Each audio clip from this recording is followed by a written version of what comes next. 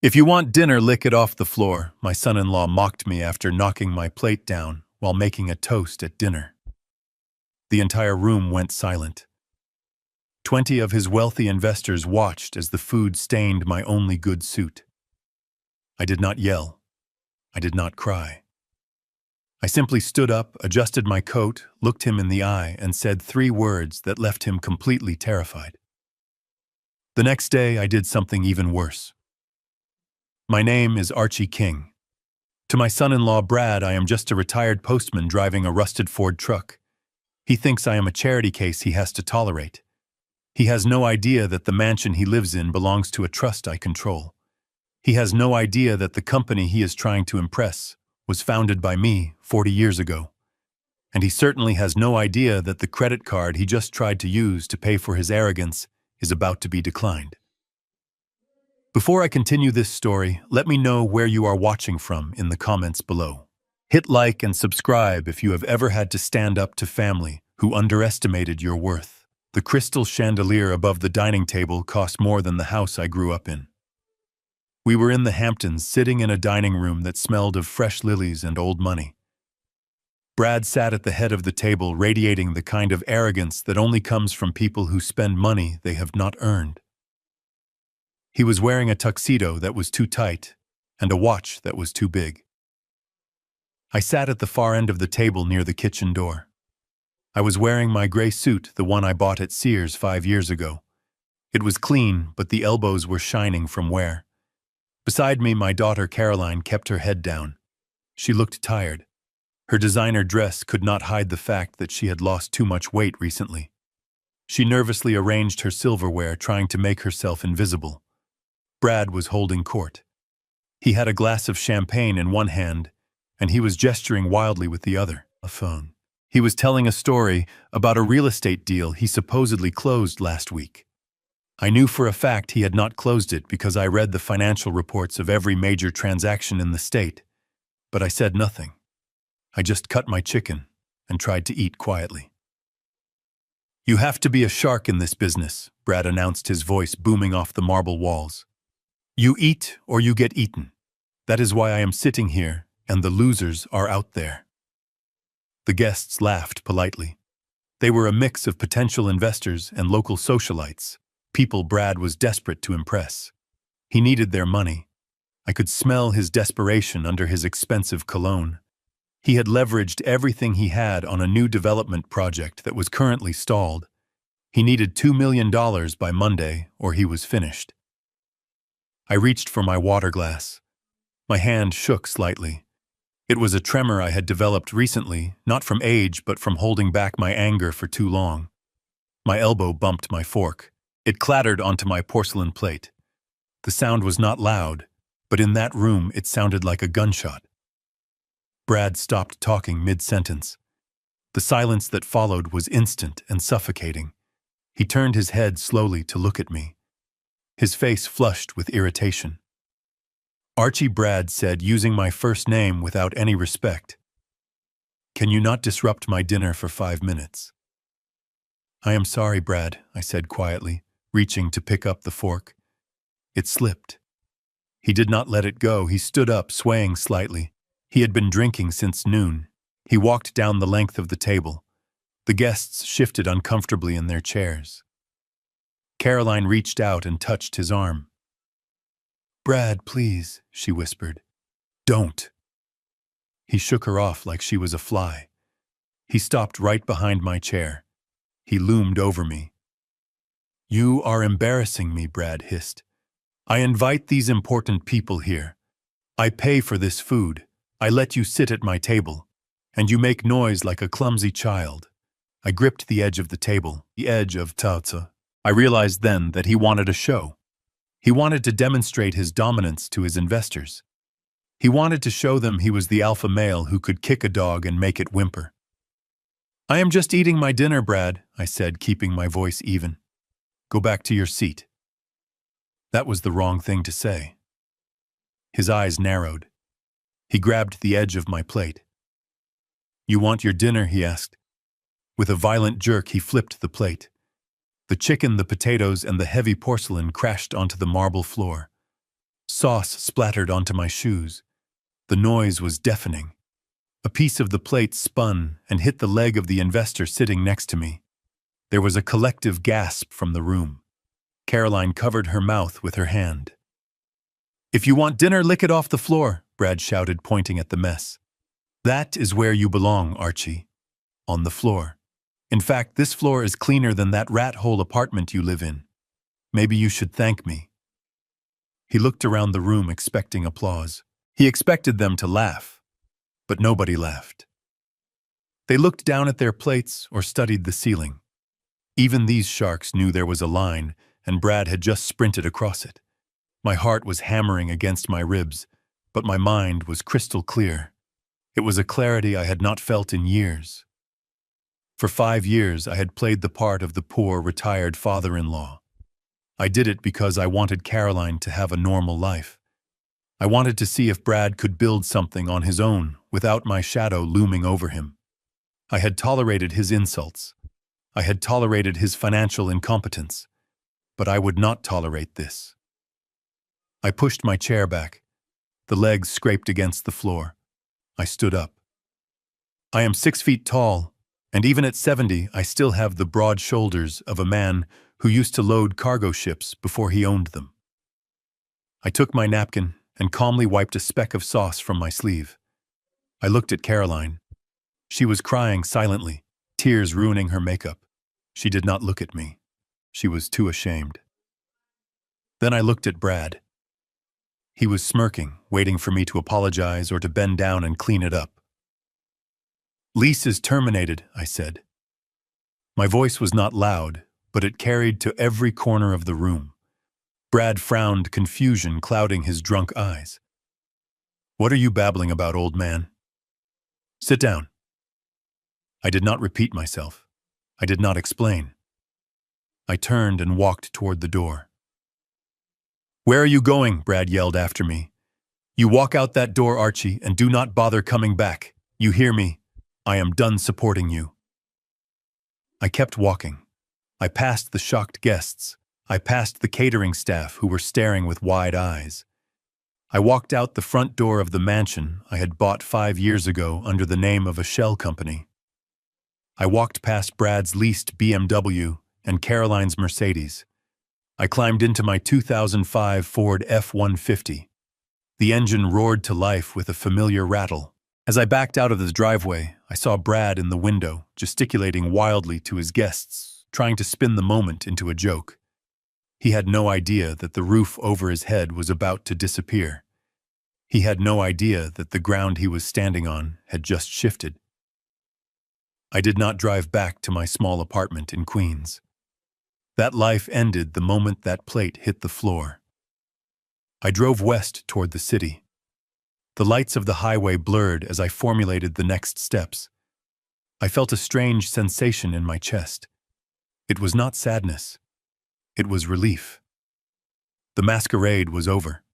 I pulled my old flip phone from the glove box. I dialed a number I had not called in 6 months. It rang once. O'Malley, speaking a sharp voice, answered. "It is Archie," I said. The tone on the other end changed instantly. It went from professional to alert. "Mr. King, it has been a while. Is everything all right?" "Activate the King protocol," I said. "Freeze all subsidiary accounts attached to the Sterling household. And O'Malley, prepare the eviction notice." There was a brief pause. O'Malley was the best lawyer in New York. He was a former federal prosecutor who ate sharks like Brad for breakfast. He did not ask why. He knew I never made moves without a reason. "Consider it done, Mr. King. And the investment meeting scheduled for tomorrow regarding Mr. Sterling's project." "Kill it," I said. "Tell the board the chairman has exercised his veto power. Reason due to ethical concerns regarding the principal partner." "Understood. Where will you be staying?" I looked at the skyline of Manhattan approaching in the distance. The Pierre. Book the presidential. I hung up. I drove the truck right up to the entrance of the Pierre Hotel on 5th Avenue. A doorman in a pristine uniform stepped forward, his face set in a polite mask, ready to tell the driver of this old truck to move along. Then he saw me step out. He saw the face he had served for 20 years before I went into my self-imposed exile. His eyes went wide. "Mr. King." "Good evening, Henry," I said, tossing him the keys to the Ford. "Keep her close. I might need to haul some trash later." "Welcome home," Sir Henry said, signaling for the bellhops who swarmed the truck as if it were a Rolls-Royce. I walked through the gold revolving doors. The lobby manager stopped in his tracks. He rushed over, bypassing a famous actress who was checking in. "Mr. King, we did not know you were coming. We would have prepared the suite." "It is fine," I said. "Just get me a bottle of the 1982 Bordeaux and a steak. Rare. And get me a secure line to the bank." As I rode the elevator to the penthouse, I caught a glimpse of myself in the mirror. I saw the stain on my cheap suit. I saw the gray hair. But the tired old postman was gone. Archibald King, the man who built a shipping empire from a single tugboat, was back, and he was very angry. The phone in the suite rang at exactly 11:15 that night. I knew who it was. I was sitting in a leather armchair, looking out at Central Park, holding a glass of wine that cost more than Brad's car payments. I picked up the receiver and held it away from my ear. "What did you do, you crazy old man?" Brad was screaming so loud, the distortion crackled. "Hello, Brad," I said calmly, taking a sip of wine. "Don't play games with me. The catering manager is here. He just tried to run my card for the final payment. $15,000. It was declined." "Declined, Archie." "That sounds inconvenient," I said. "Inconvenient," Brad shouted. "It is humiliating." I tried Caroline's card. Declined. I tried the emergency card. Declined. "They are saying the guarantor put a freeze on the accounts. You are the guarantor on Caroline's starter accounts from years ago. What did you tell the bank?" "I told them the truth, Brad. I told them I was no longer confident in the borrower's ability to pay." "You can't do this," he screamed. "I have investors here. They are watching me argue with the waiter. Fix it. Call the bank right now and fix it, or so help me God. I will throw your stuff out on the street tonight." "You already threw my dinner on the floor, Brad," I said. "I think we are past threats. Archie, listen to me. I need this night to go perfectly. If I don't pay, they are going to call the cops. Do you want your daughter to see her husband arrested over a catering bill?" I paused. I thought about Caroline. I thought about how she looked down when he insulted me. I thought about how she let him isolate her from her friends, how she let him spend her trust fund, how she became a shadow of the vibrant girl I raised. She needed to see this. She needed to see him fail.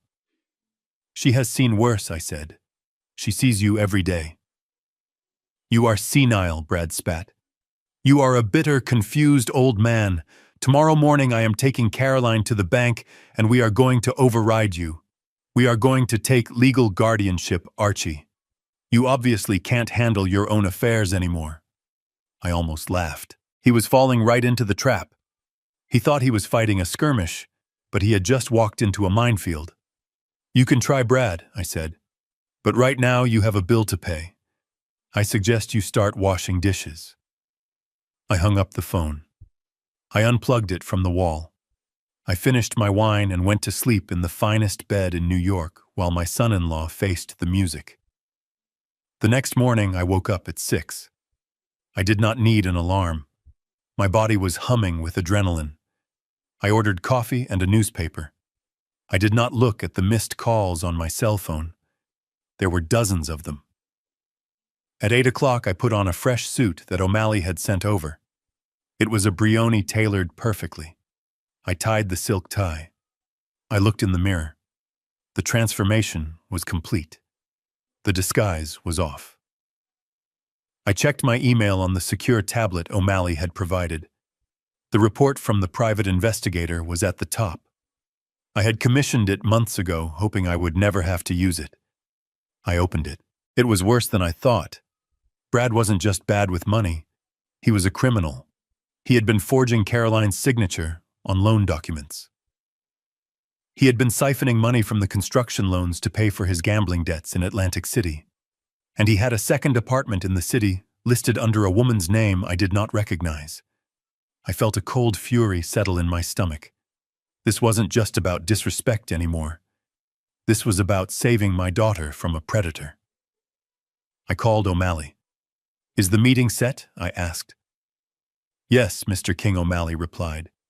"Brad Sterling is scheduled to meet with the King Logistics Investment Board at 10 a.m. He thinks he is getting the $2 million to save his project. He believes the angel investor is finally signing the check. Does he know who the angel investor is?" "No, sir. He thinks it is a foreign consortium. He has no idea King Logistics is your holding company." "Good," I said. "Let him go to the meeting. Let him think he has won, and then crush him." I hung up and went downstairs. My truck was waiting. I drove toward the financial district. I wanted to be close when the bomb went off. Brad arrived at his office at 9:30. I knew this because I had access to the security cameras in the building which I owned. He looked terrible. He was wearing the same tuxedo from the night before minus the tie. His eyes were bloodshot. He must have spent the night arguing with the caterers or trying to find money. He stormed past the receptionist.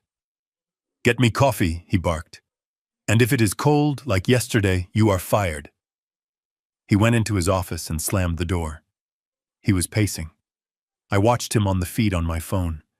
He was making call after call, probably trying to borrow money from friends to cover the catering check he likely bounced last night. At 10 o'clock his phone rang. It was the call he had been waiting for. It was the call from the King Logistics Board. I watched him answer. He put on his fake business voice. He smoothed his hair. "Gentlemen," he said, "I am ready to finalize the details. This project is going to be a goldmine for all of us." I could not hear the other side of the call, but I knew exactly what was being said. My Vice President Sarah was delivering the message I had scripted for her. Mr. Sterling, Sarah was saying, "We have completed our final due diligence. We have found significant discrepancies in your accounting. Furthermore, our chairman has personally reviewed the file." Brad froze. "Chairman?" he asked. "What chairman?" "The chairman of King Logistics." Sarah continued. "He has decided to withdraw the offer effective immediately. He cited ethical concerns regarding the principal partner." "Ethical concerns," Brad shouted into the phone. "What are you talking about? I am a pillar of this community. Who is this chairman? Put him on the line." "The chairman does not speak to applicants," Sarah said coldly. "The deal is dead, Mr. Sterling. Do not contact us again." Brad threw the phone across the room. It smashed against the wall. He kicked his desk. He screamed. He had just lost his lifeline. Without that $2 million, his construction loans would be called in. He would be bankrupt in a week. I turned off the video feed. Phase 1 was complete. He was desperate now. And a desperate man makes mistakes. I knew exactly what his next move would be. He had threatened it last night. He would go after my money. He thought I was a retired postman with a pension and maybe $200,000 in savings from selling my old house. He thought that money was his safety net. He was going to try to take guardianship. He was going to try to declare me incompetent. I drove my truck to the small local bank branch in Queens where I kept my personal checking account, the one Caroline knew about. I parked across the street and waited. Sure enough, an hour later, Brad's BMW screeched into the parking lot. He jumped out, dragging Caroline with him. She looked terrified. She was wearing sunglasses, probably to hide swollen eyes. Brad was moving fast. He was manic. He was pulling her toward the bank doors. He needed cash, and he needed it now. I watched them go inside. I waited 2 minutes. Then I opened the door of my truck and walked across the street. I didn't rush. I walked with the steady pace of an executioner. Inside the bank, Brad was yelling at the branch manager, Mr. Henderson. "I am telling you, he is unfit," Brad was shouting, slamming his hand on the counter. "He disappeared last night. He is wandering the streets. We are his next of kin. We need to freeze his accounts to protect him, and we need to make an emergency withdrawal to cover his medical expenses." Mr. Henderson looked terrified. He was a nice man who had handled my modest checking account for years. He did not know about my other life either. "Sir, without a court order, I cannot," Henderson stammered. "We are filing the order today," Brad interrupted. "But this is an emergency. My wife here is his daughter. Caroline, tell him." Caroline was shaking. "I don't know, Brad." "Maybe we should wait. Tell him," Brad hissed, grabbing her arm hard enough to leave a bruise. "That is enough," I said from the doorway. Brad spun around. He saw me standing there in my tailored Brioni suit. For a second, he looked confused. He was used to seeing me in flannel. The suit threw him off, but his arrogance quickly took over. "There he is," Brad shouted, pointing at me. "Look at him. He thinks he is a millionaire. He is wearing a costume. He is having a psychotic break. Grab him." Mr. Henderson looked at me, then back at Brad. "Mr. King, you are okay?" "I am fine, Mr. Henderson," I said, walking forward. "But I believe this man is attempting to rob your bank." "Rob?" Brad laughed, a high-pitched, hysterical sound. "I am trying to save your money, you old fool." I stopped in front of him. I looked at Caroline. She took off her sunglasses. Her eyes were red. She looked at my suit, then at my face. She saw something she hadn't seen in a long time. She saw her father, the protector. "Caroline," I said gently, "did you authorize him to come here?" She looked at Brad. He was glaring at her, daring her to speak. I, she stammered. "He dragged her here," I said, turning to the manager. "Mr. Henderson, I would like to see the access logs for my account. Specifically, the joint access I granted my daughter 10 years ago." "Actually," Mr. King Henderson said, looking nervous, "we have had some unusual activity recently, several withdrawals via online transfer." Brad went pale. "How much?" I asked. $50,000 over the last 2 years, Henderson said. "Transferred to an account under the name Sterling Development." The room went silent. Brad had not just been waiting for me to die. He had been stealing from me while I was still alive. He had forged the online access. "You stole my retirement money, Brad," I asked, my voice low. "It was a loan," Brad sputtered, backing away. "I was going to pay it back. It was for the business." "Caroline knew." "I did not," Caroline whispered. She looked at her husband with horror. "You told me that money came from your bonus." "He lied to you, Caroline," I said. "He lies about everything." Brad's face twisted into a snarl. "So what?" "It is 50 grand. I spend that on dinner. Who cares about your pathetic pennies, old man? When I get my investment funding, I will throw the money in your face." "You aren't getting the funding, Brad," I said. He froze. "How do you know that?" "Because I am the investor," I said. Brad blinked. "What?" "King Logistics," I said. "King. My name is Archie King. Did you never wonder where the name came from?" "No," Brad whispered. "No. That is a billion-dollar company. You deliver mail." "I retired from my own company to live a quiet life," I said. "I wanted to see if you were a man worthy of my daughter. You failed." "You are lying," Brad screamed. He lunged at me. Before he could touch me, a hand grabbed his shoulder. It was a large security guard. "Sir, you need to step back," the guard said. O'Malley stepped out from the manager's office. He had been waiting there as I instructed. He was holding a file. "Mr. Sterling O'Malley," said his voice like gravel. "I am Archibald King's attorney. We have the digital footprint proving you accessed Mr. King's accounts without authorization. That is wire fraud, identity theft, and elder abuse. The police are on their way." Brad looked around wildly. He looked at Caroline. "Baby, tell them. Tell them you gave me permission." Caroline stared at him. She looked at the man who had humiliated her father, who had stolen from him, who had dragged her into this nightmare. "I never gave you permission," she said. Her voice was shaking, but it was clear. Brad's face crumbled. He turned and ran. He shoved the security guard and bolted out the door. "Let him go," I said to the guard.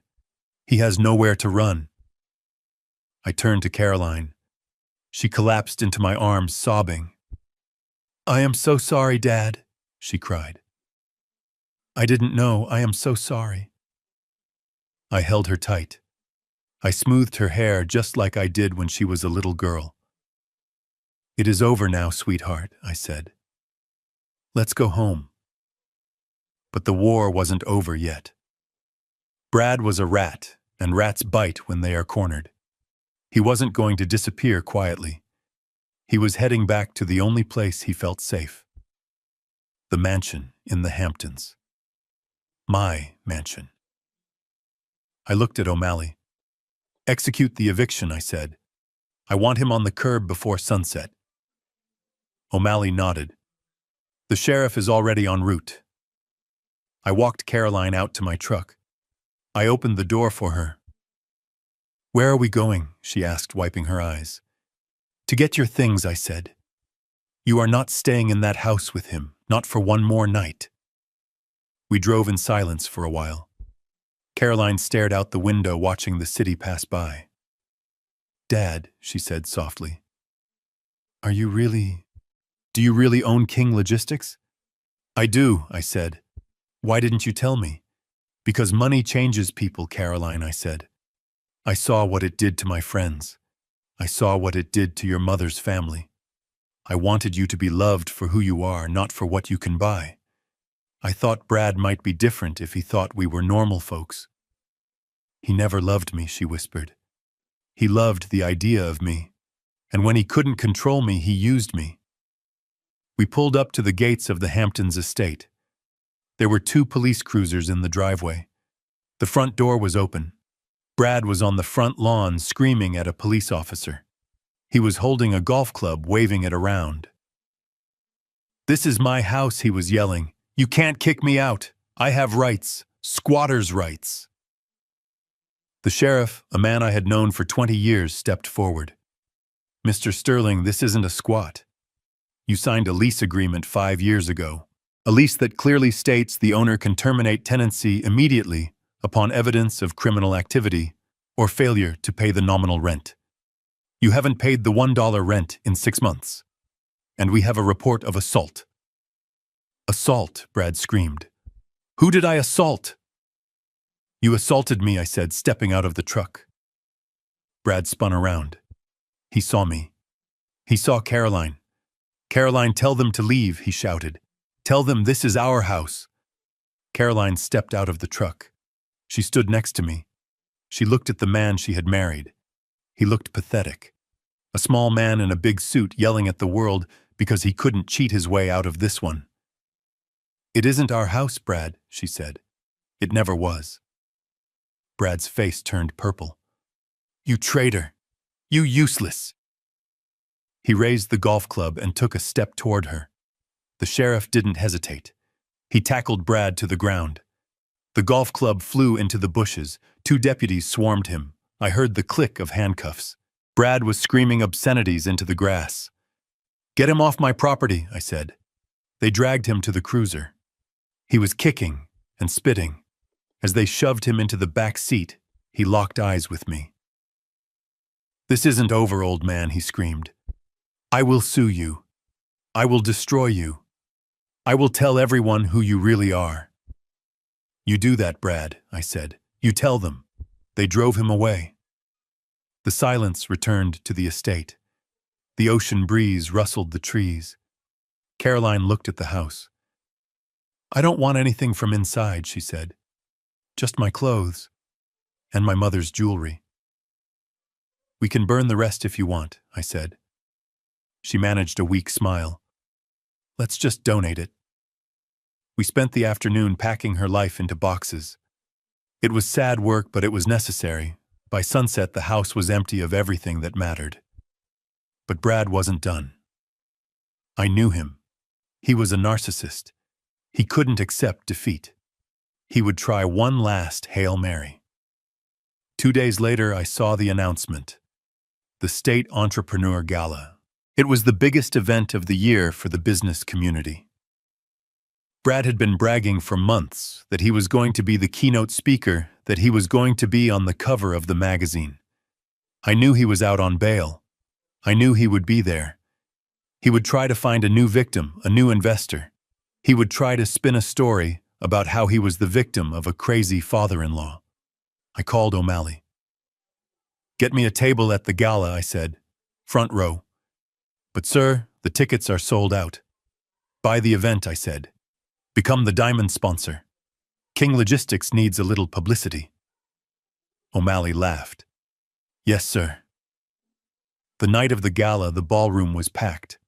Everyone who was anyone was there. Brad was there too. He was working the room, desperate and sweaty. He was telling anyone who would listen that he was about to launch a lawsuit that would make him millions. He didn't see me.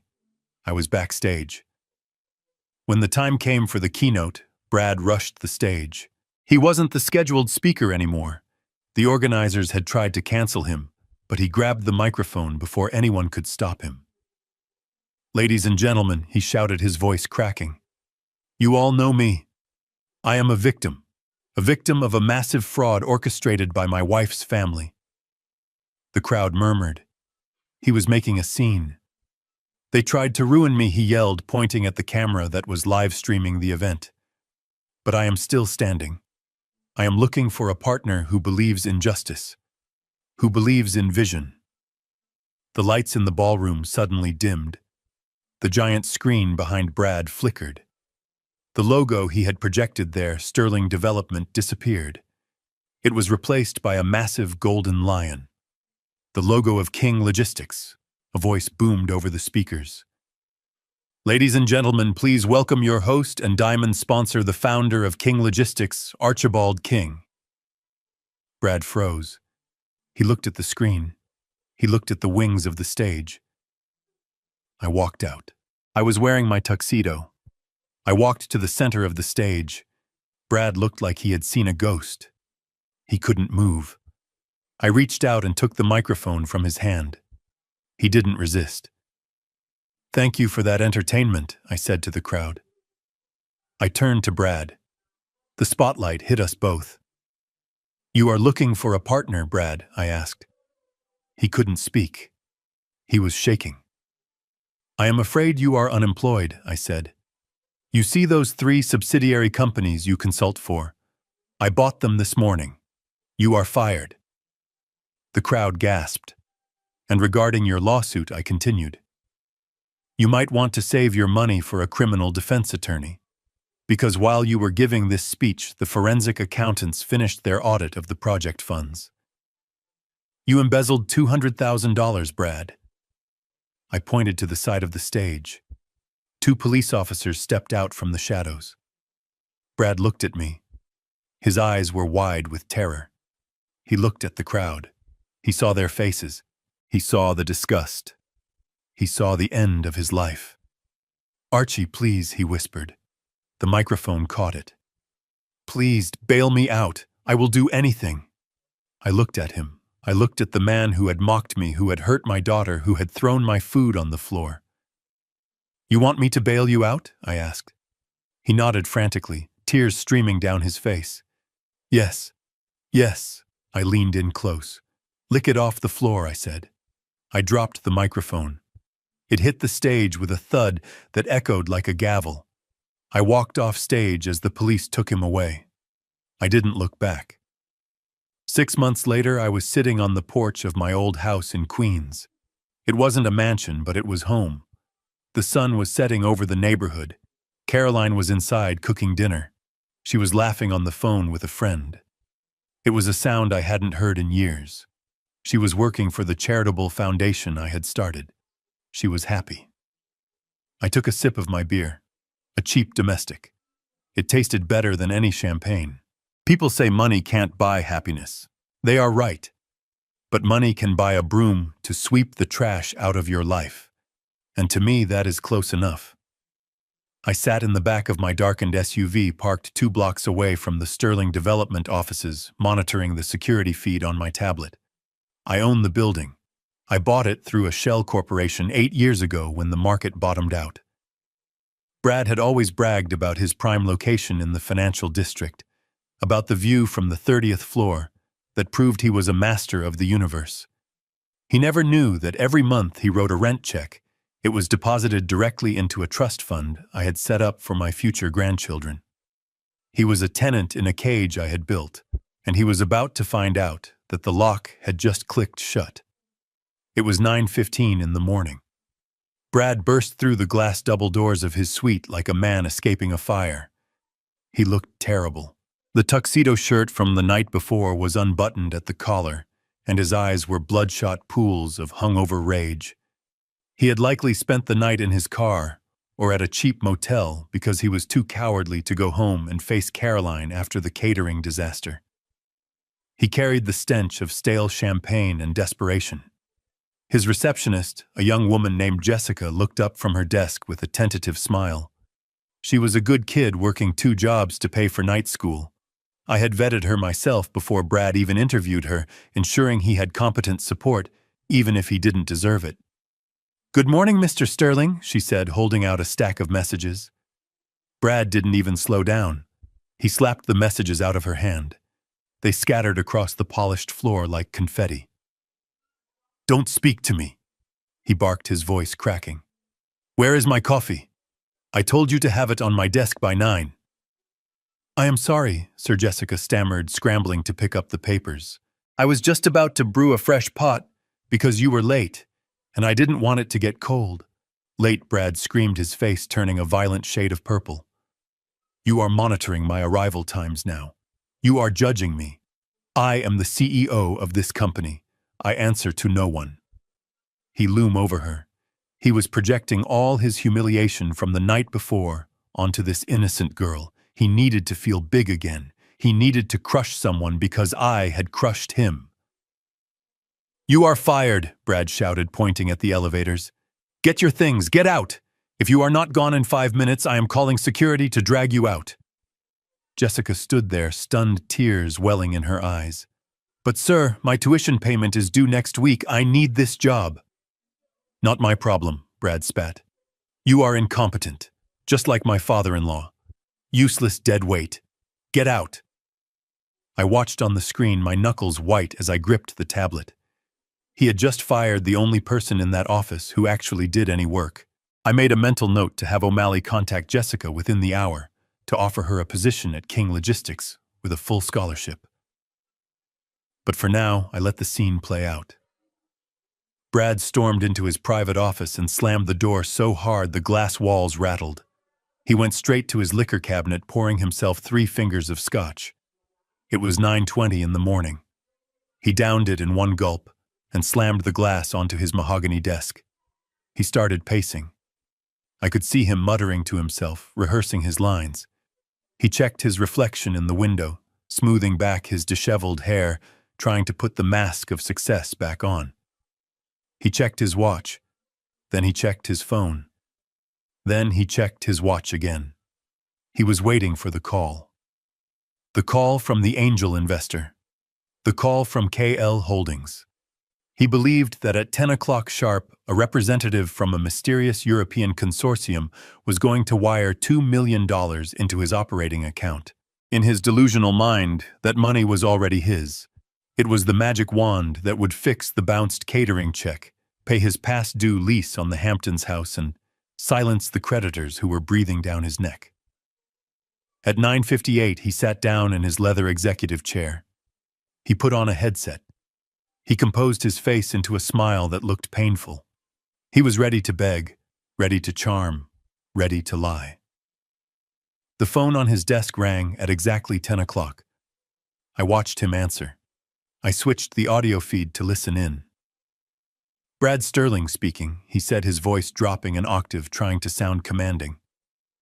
To whom am I speaking? Mr. Sterling, this is Sarah Jenkins from KLO. Sarah was my vice president of operations. She was sitting in my office 3 miles away, following the script I had written for her word for word. Sarah, wonderful to hear from you, Brad said, leaning back and putting his feet up on the desk. I trust the paperwork is in order. My team is ready to receive the wire transfer. We have crews standing by to break ground on the condos immediately. There was a pause on the line. It was a long, heavy silence that made Brad take his feet off the desk and sit up straight. Mr. Sterling, Sarah, said, her voice icy and professional. We have completed our final due diligence review regarding the Sterling Heights project. And Brad asked, a bead of sweat rolling down his temple. And we are declining the investment opportunity, Sarah stated flatly. The offer is officially rescinded. Brad laughed. It was a nervous, high-pitched sound. Excuse me. I think there is a bad connection. We have a term sheet. We shook hands. The chairman gave me his word through his intermediaries. The chairman has personally intervened, Sarah said. He has reviewed your file this morning. Specifically, he reviewed the incident report from last night regarding your conduct at a private residence in the Hamptons. Brad went pale. The blood drained from his face so fast he looked like a corpse. How does he know about that? That was a private dinner. KL Holdings values character above collateral. Mr. Sterling, Sarah continued. The chairman was informed that you assaulted a senior citizen and destroyed private property. Furthermore, our auditors have discovered irregularities in your previous construction loans. That is a lie, Brad screamed, standing up and slamming his fist on the desk. Who told you that? Was it Archie? Did that old lunatic call you? He is a nobody. He delivers mail. You are going to listen to a postman over a developer. Mr. Sterling, Sarah said, cutting him off. The decision is final. We do not do business with individuals who lack basic moral fiber. We are also notifying the other partners in the consortium. You will find no capital here. Do not contact us again. The line went dead. Brad stood there holding the headset, the dial tone buzzing in the empty office. He looked like he had been hit by a truck. The $2 million was gone. The lifeline was cut. Then the rage took over. He let out a primal scream that echoed through the empty suite. He grabbed the expensive crystal decanter of scotch and hurled it at the wall. It shattered, spraying amber liquid and glass shards everywhere. He didn't stop there. He swept his arm across his desk, sending his computer, his awards, and his framed photos of Caroline crashing to the floor. He kicked his chair over. He punched the drywall, leaving a hole in the plaster. You are ruining me, he screamed at the empty room. Everyone is against me. It is not fair. I am a genius. I deserve this. He collapsed onto the floor, sitting amidst the wreckage of his ego. He was breathing hard, his chest heaving. He reached into his pocket and pulled out his cell phone. He opened his banking app. I zoomed in with the camera. I could see the screen over his shoulder. He checked his business account. The balance was negative $4,000. The catering check had hit early that morning and bounced, triggering overdraft fees. He checked his personal account. Negative $200. He checked his credit cards. All of them showed the same message.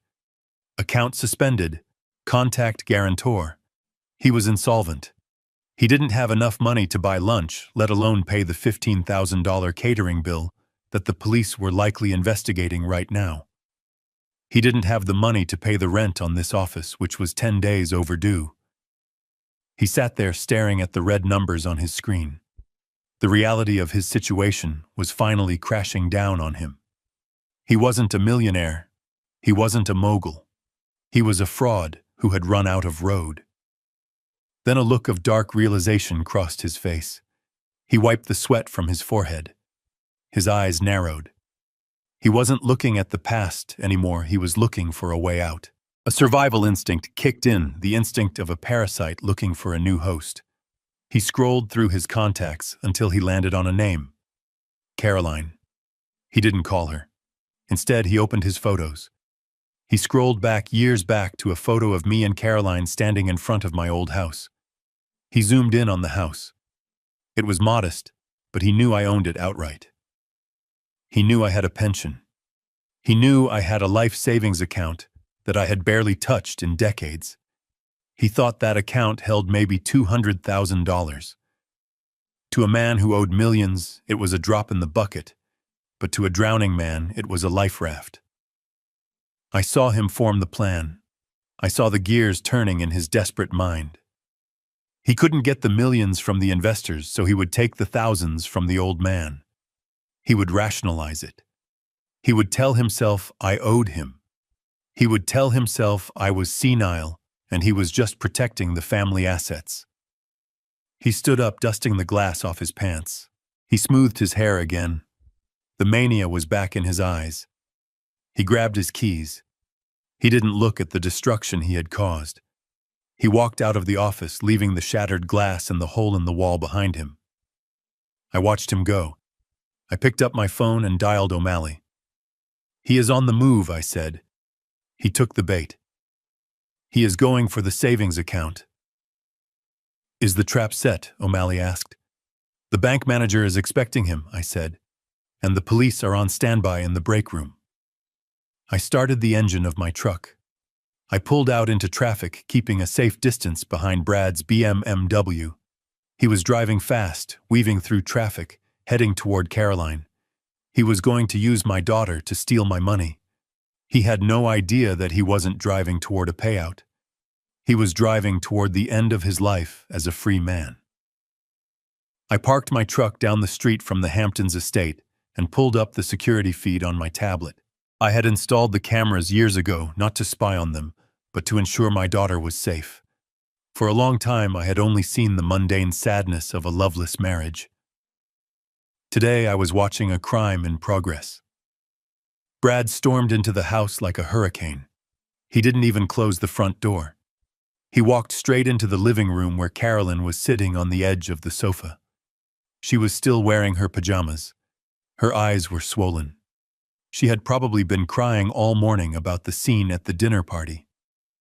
She stood up when she saw him. She looked hopeful. She was waiting for him to tell her it was all fixed. She wanted him to tell her that the catering bill was paid, that the investors were happy, that life was going back to normal. Brad did not give her that. He threw his car keys onto the glass coffee table hard enough to chip it. He loosened his tie and paced around the room, running his hands through his hair like a man on the verge of a breakdown. "It is gone, Caroline," he shouted without looking at her. "The deal, the funding, the future, it is all gone." Caroline put her hand to her mouth. "What? Why?" "I thought the meeting was just a formality." "It was a formality," Brad lied, turning to face her. "Until your father got involved." Caroline blinked. "My father? What did he do?" "He called them," Brad said, his voice dripping with fake incredulity. "He called the investment board this morning. He was raving Caroline. He told them I was a thief. He told them I was abusing you. He told them wild, paranoid lies. He spooked them. They pulled the offer. $2 million vaporized because your father couldn't keep his mouth shut." I watched the screen, my jaw clenched. The man was a master. He took his own failure, his own criminal negligence, and wrapped it around my neck like a noose. "He wouldn't do that," Caroline whispered. "He doesn't even know who your investors are. He is just a retired postman." "That is exactly the point," Brad said, walking over to her. "He is confused, Caroline. He is losing it. Think about last night. Who throws a plate of food on the floor at a formal dinner? A sane man doesn't do that." "He didn't throw it," Caroline said quietly. "You knocked it out of his hand, Brad." "I saw you." Brad grabbed her shoulders. He shook her gently, just enough to unsettle her. "Baby, listen to yourself. You are remembering it wrong. He threw it. He was aggressive. He was screaming about leases and terminations. Did that make any sense to you? Did that sound like reality? Caroline looked down. She was doubting her own memory. That was his power. He could rewrite history while looking you in the eye. He is sick, Brad said, softening his voice. It is dementia, Caroline. Early onset. Aggression, paranoia, confusion. It fits all the symptoms. He thinks he is a millionaire one minute and a victim the next. He is a danger to himself. Caroline started to cry. Oh, God. Dad. We have to protect him, Brad said, pulling her into a hug. He was looking over her shoulder at the wall, his eyes cold and calculating. We have to make sure he doesn't hurt anyone else. And we have to protect his assets. His assets, Caroline sniffled into his chest. He doesn't have much. Just the savings from the house sale. That is all he has left, Brad said. And in his state he could lose it all. He could give it away to a scammer. He could burn it. We have a responsibility, Caroline. We need to get legal guardianship. Guardianship, she pulled back, wiping her eyes. That seems extreme. Maybe we should just get him to a doctor. There is no time for that. Brad snapped, his patience fraying. He is spiraling. If we don't act today, he could empty his accounts by tomorrow. Do you want your father to die on the street because we were too scared to act? No, Caroline whispered. No, of course not. Then we need to go to the bank, Brad said. We need to freeze his accounts. We need to transfer the funds to a secure account under your name. We will use it to pay for his care. We will get him into a nice facility. A place where he can't hurt anyone. I saw the conflict in Caroline's face. She loved me. She didn't want to lock me away. But she was weak. She had spent 10 years being told she was stupid, being told she needed Brad to navigate the world. She was terrified of making the wrong choice, so she was about to let him make it for her. I don't know, she said. He seemed so lucid last night when he left. He drove himself. He is having moments of clarity mixed with psychosis, Brad insisted. That makes him even more dangerous. Look at what he did to my business. He destroyed our livelihood, Caroline. We are going to lose this house because of him. Do you want to be homeless? Do you want to fail because you couldn't make the hard choice? He was cornering her. He was using fear and guilt as weapons. Okay, she whispered. Okay, if you think it is best. It is the only way, Brad said. Go get your purse. Get your ID. We are going to his bank, the branch in Queens. We are going to save him from himself. He kissed her on the forehead. It was the kiss of a Judas. Caroline turned and walked upstairs to get ready. As soon as she was out of the room, Brad's face changed. The mask of concern dropped. He smiled. It was a cruel, predatory smile. He pumped his fist in the air. He thought he had won. He thought he had just talked his wawans to a $200,000 payday. I turned off the tablet. I started my truck. He wasn't going to save me. He was going to rob me blind and dump me in a state-run facility while he spent my life savings on his gambling debts. He had manipulated my daughter into becoming an accomplice to the theft of her own inheritance. I gripped the steering wheel. My knuckles were white. You want to go to the bank? Brad, I said to the empty cab of my truck. Fine. Let's go to the bank. I pulled out into the street. I knew exactly where they were going. And I knew exactly who would be waiting for them. Brad thought he was playing chess with a senile old man. He didn't realize he was playing poker with the house. And the house always wins. I parked my Ford truck around the corner from the bank branch in Queens, ensuring it was out of sight. I wanted Brad to feel confident. I wanted him to walk into that building thinking he was the smartest man in the room. I watched from the sidewalk as his BMW screeched into the handicap spot right in front of the entrance. He didn't have a placard, but Brad Sterling never let laws get in the way of his convenience. He jumped out of the car and practically dragged Caroline toward the glass doors. She looked pale and small in her designer coat, her eyes darting around nervously as if she expected the police to jump out of the bushes. In a way, she wasn't wrong. I gave them a 2-minute head start. I adjusted my tie in the reflection of a shop window, took a deep breath, and walked toward the bank. This was the branch where I had opened my first savings account 50 years ago. The tellers knew me as the nice old man who brought donuts on Fridays. They didn't know I owned the building the bank leased space in. When I entered the lobby, the tension was already thick enough to choke on. Brad was leaning over the counter, his face inches from the young teller's plexiglass shield. "I am telling you it is a medical emergency," Brad was shouting, his voice echoing off the high ceilings. "My father-in-law is incapacitated. We need immediate access to his liquid assets to secure his treatment. Why is this so difficult? Do you want him to die because of your bureaucracy?" The teller looked terrified.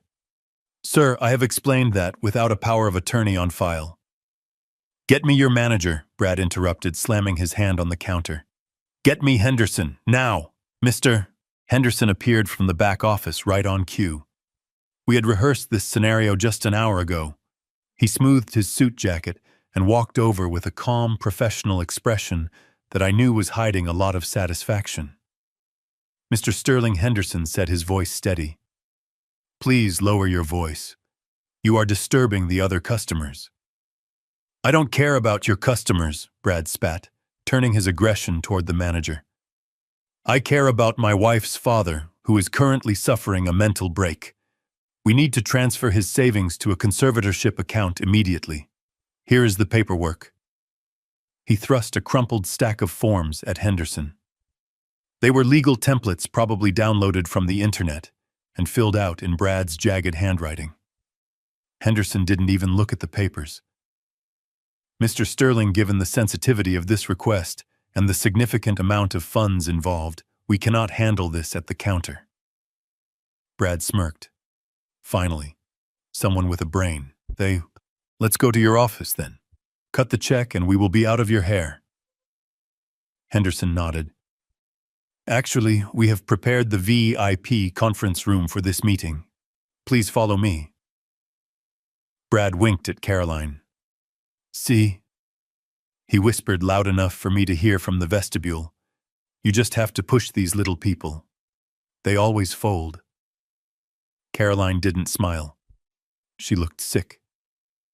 They followed Henderson down the hallway toward the back of the bank. I waited until the heavy oak door of the conference room clicked shut. Then I walked over to the teller. "Hello, Mary," I said quietly. "Mr. King," she gasped. "Oh, thank goodness. That man, he is saying terrible things about you."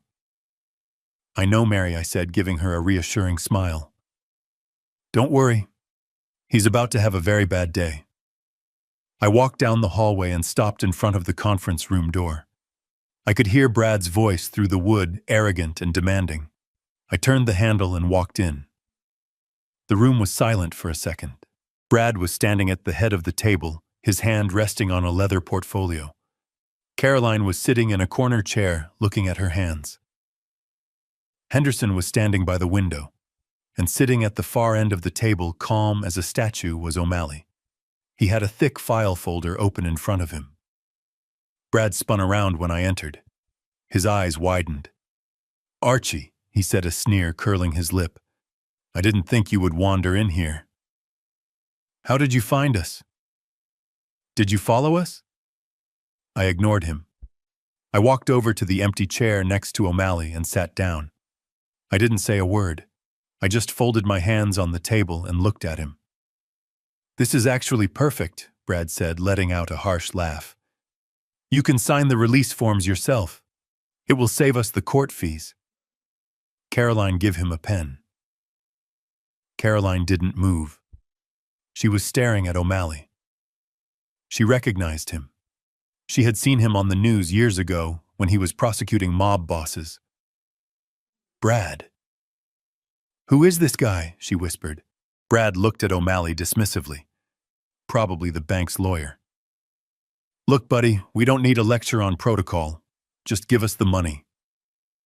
Mr. Sterling O'Malley said, his voice deep and resonant like a cello. I do not work for the bank. I am Mr. King's personal counsel. Brad laughed so hard he threw his head back. Personal counsel. He is a postman. He can't afford a lawyer. What are you, pro bono legal aid?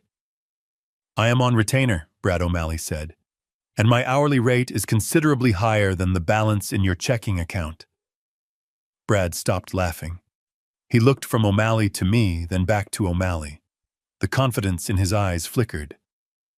What is going on here? Brad demanded. Why are you here? We are here to discuss a withdrawal, O'Malley said, flipping open the file in front of him. Specifically, a series of withdrawals totaling $50,000 made from Mr. King's retirement fund over the last 24 months. Brad froze. His face went gray. I don't know what you are talking about, he said, his voice suddenly tight. We have the transaction logs. O'Malley continued, pulling a sheet of paper from the file and sliding it across the polished table. Every transfer was authorized via a digital signature. The IP address for every single request traces back to a laptop registered to Sterling Development. Caroline stood up. She walked over to the table and looked at the paper. Her hands were shaking. Brad, she said softly, these dates. This one is from 2 months ago, the day you said you got a bonus. Brad waved his hand dismissively. It was a loan, Caroline, I told you. Archie loaned it to me. He forgot. He is senile. I did not loan you anything, Brad, I said, speaking for the first time. You did. Brad shouted, pointing a finger at me. You told me I could use it. You said you wanted to help the business. You are lying because you are confused. O'Malley pulled another document from the file. It was a physical withdrawal slip from 2 years ago. And this Mr. Sterling O'Malley said, this is a withdrawal slip for $5,000 cash. It was signed in person at this branch. The signature reads, Caroline Sterling. Caroline picked up the slip. She stared at it for a long time. The room was deadly silent. The hum of the air conditioner sounded like a jet engine. That is not my signature, she whispered. What? Brad snapped. Of course it is. You signed it. You forgot. You forget things all the time. No, Caroline said, looking up. Her eyes were wet, but her voice was gaining strength. I didn't sign this, Brad. Look at the C. I loop my C's. This is sharp. This looks like your handwriting. Brad slammed his hand on the table, making everyone jump except O'Malley. Stop it, Caroline. Stop siding with him. He is trying to frame me. Can't you see that? He is jealous of my success. He wants to destroy us. Success? O'Malley asked calmly. Mr. Sterling. According to our investigation, your business has not turned a profit in 3 years. You are insolvent. You have been funding your lifestyle and your gambling debts by stealing from a pensioner. It is not stealing if we are family, Brad screamed. It is all going to be ours anyway. He doesn't need it. He lives like a pauper. Why should that money sit there rotting when I could turn it into millions? So you admit you took it? O'Malley asked, his pen poised over a notepad. I admit I am smart, Brad yelled. I admit I did what I had to do to save this family from mediocrity. And you cheap lawyer, you can't touch me. It is a civil matter. It is a family dispute. Actually, O'Malley said, closing the file. It is wire fraud, identity theft, and elder financial abuse. Those are felonies, Mr. Sterling. And in the state of New York, elder abuse carries a mandatory minimum sentence. Brad looked at the door. He was calculating the distance. I am leaving, he said. Come on, Caroline. Caroline didn't move. She was holding the forged withdrawal slip to her chest like a shield. I am not going with you, she said. Brad stopped. He turned slowly to look at her. "What did you say?" he hissed. "I said I am not going," Caroline repeated. "You stole from my father. You lied to me.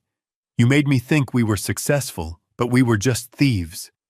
"You ungrateful little." Brad stepped toward her, his hand raised. "Sit down," O'Malley barked. The command was so authoritative that Brad instinctively flinched and stepped back. "If you take one more step toward her, Mr. Sterling." O'Malley said, his voice low and dangerous. "I will add assault to the list of charges the district attorney is currently reviewing." Brad looked at me. His eyes were wide and frantic. He looked like a trapped animal. "Archie, please," he said, his voice breaking. "This is crazy." "Jail. You are going to send your son-in-law to jail. Think about the scandal. Think about Caroline." "I am thinking about Caroline," I said. "That is why I am doing this." "I will pay it back," Brad pleaded. "I swear. Just give me time. When the investors come through." "There are no investors, Brad," I said. KL Holdings was the only offer on the table. And I killed it. Brad's mouth opened and closed. He looked at Henderson. He looked at the walls. He realized the walls were closing in. You killed the deal."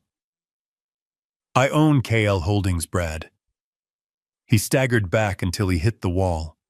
He slid down it until he was crouching on the floor. He put his head in his hands. "No," he moaned. "No, it isn't possible." O'Malley stood up. He walked over to Brad and handed him a thick envelope. "You have been served, Mr. Sterling," O'Malley said. "This is a formal notice of the civil suit regarding the theft of $50,000. It also contains a restraining order preventing you from coming within 500 feet of Mr. King or his financial assets." Brad stared at the envelope on the floor. He didn't pick it up. "And one more thing," O'Malley said. "The police are waiting in the lobby. They would like to have a word with you regarding the check you wrote to the catering company last night. Writing a bad check over $10,000 is a felony in this jurisdiction." Brad looked up. Tears were streaming down his face, but they weren't tears of remorse. They were tears of self-pity. "Caroline, help me," he sobbed. "Don't let them do this." Caroline looked at him. She looked at the man she had spent 10 years trying to please. She saw the pathetic reality beneath the expensive suit. "You did this to yourself, Brad," she said. She walked over to me and took my hand. Her grip was tight. "Let's go, Dad," she said. We walked out of the conference room, leaving Brad sobbing on the floor, with the envelope lying next to him. We walked past the police officers who were heading toward the back. We walked out into the bright afternoon sun. Caroline took a deep breath. She looked at the busy street. "I don't have anywhere to go," she said softly. "He has the house keys, and the car is in his name." I put my arm around her shoulders. "You have a home, Caroline," I said. "You always have a home. And don't worry about the car. I think it is time for an upgrade anyway." She looked at me, and for the first time in a long time she smiled. It was a sad smile, but it was real. "Who are you, Dad?" she asked. "Really?" "I am just your father," I said. "And right now I am a father who is going to buy his daughter lunch, and we are going to eat it off a table." Brad Sterling drove his BMW back to the Hamptons at 100 miles an hour. His hands were shaking so badly he could barely keep the wheel steady. He screamed at the windshield, screaming at Caroline, screaming at me, screaming at the universe. He had lost the funding. He had lost the bank fight. He had lost his wife. But he told himself he still had the house. The mansion was his fortress. It was the physical proof that he was somebody. As long as he had the keys to the front door, he was still Brad Sterling, the developer. He convinced himself that Caroline would come back. She had nowhere else to go. She would cry for a few hours in her father's run-down apartment, and then she would realize she needed her husband.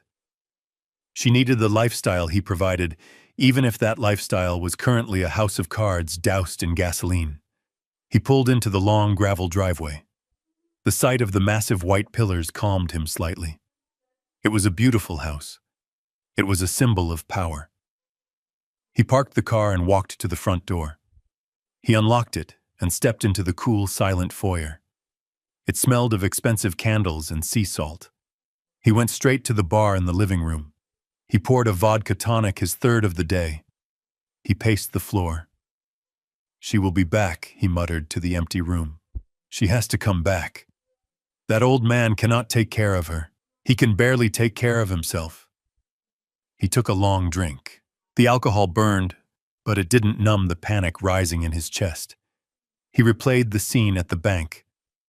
O'Malley. That lawyer. Who was he really? He couldn't be Archie's lawyer. Archie was a retired civil servant. He bought his clothes at thrift stores. He drove a truck that sounded like a lawnmower. "It is a scam," Brad said aloud, slamming his glass down. "That is it. It is a scam. O'Malley is using the old man.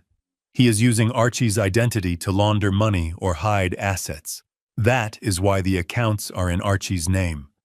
Archie is a patsy, a straw man, and Caroline is too stupid to see it." He laughed. It was a manic sound. He felt better. He had figured it out. He wasn't the villain here. He was the victim of a complex legal conspiracy. He just needed to find the proof. He would hire his own lawyer. He would sue O'Malley. He would get the money back. Bam, bam, bam. The sound of a heavy fist pounding on the front door echoed through the house like thunder. Brad jumped. He spilled his drink on the rug. "Who the hell is that?" he shouted. He marched to the door. He was ready for a fight. He hoped it was Archie. He wanted to punch the old man in the face. He threw the door open. It wasn't Archie. Standing on the porch was Sheriff Miller.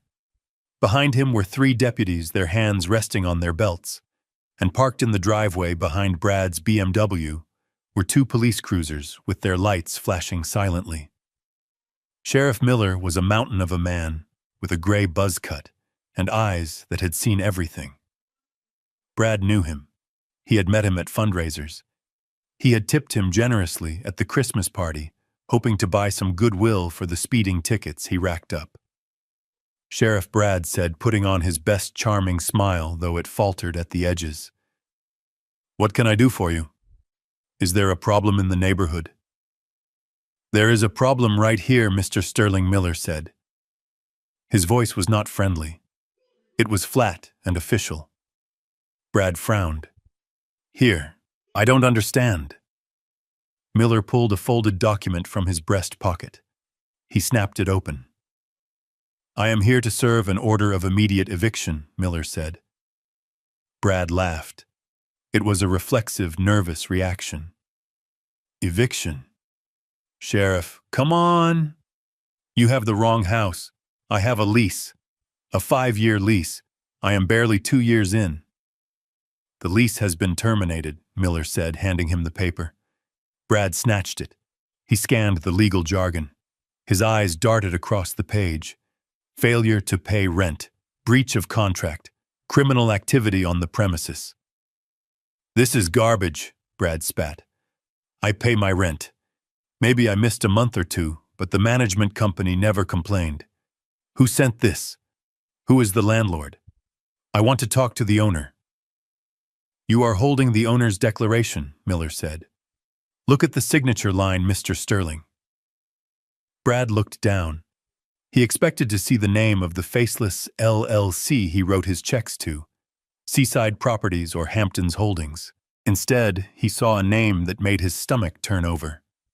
The Archibald King Trust. Signed Archibald King Trustee. Brad stared at the name. The letters seemed to dance on the page. Archibald King. Archie. "No," he whispered. "No. This is a joke. This is part of the scam." He looked up at the sheriff, his face twisting into a sneer. You are in on it, aren't you? The old man paid you off. Or maybe O'Malley did. This isn't real. Archie King is a broke mailman. He doesn't own this house. I live here. My stuff is here. Mr. King provided the deed, the trust documents, and the lease agreement you signed, Miller said, calm as a stone.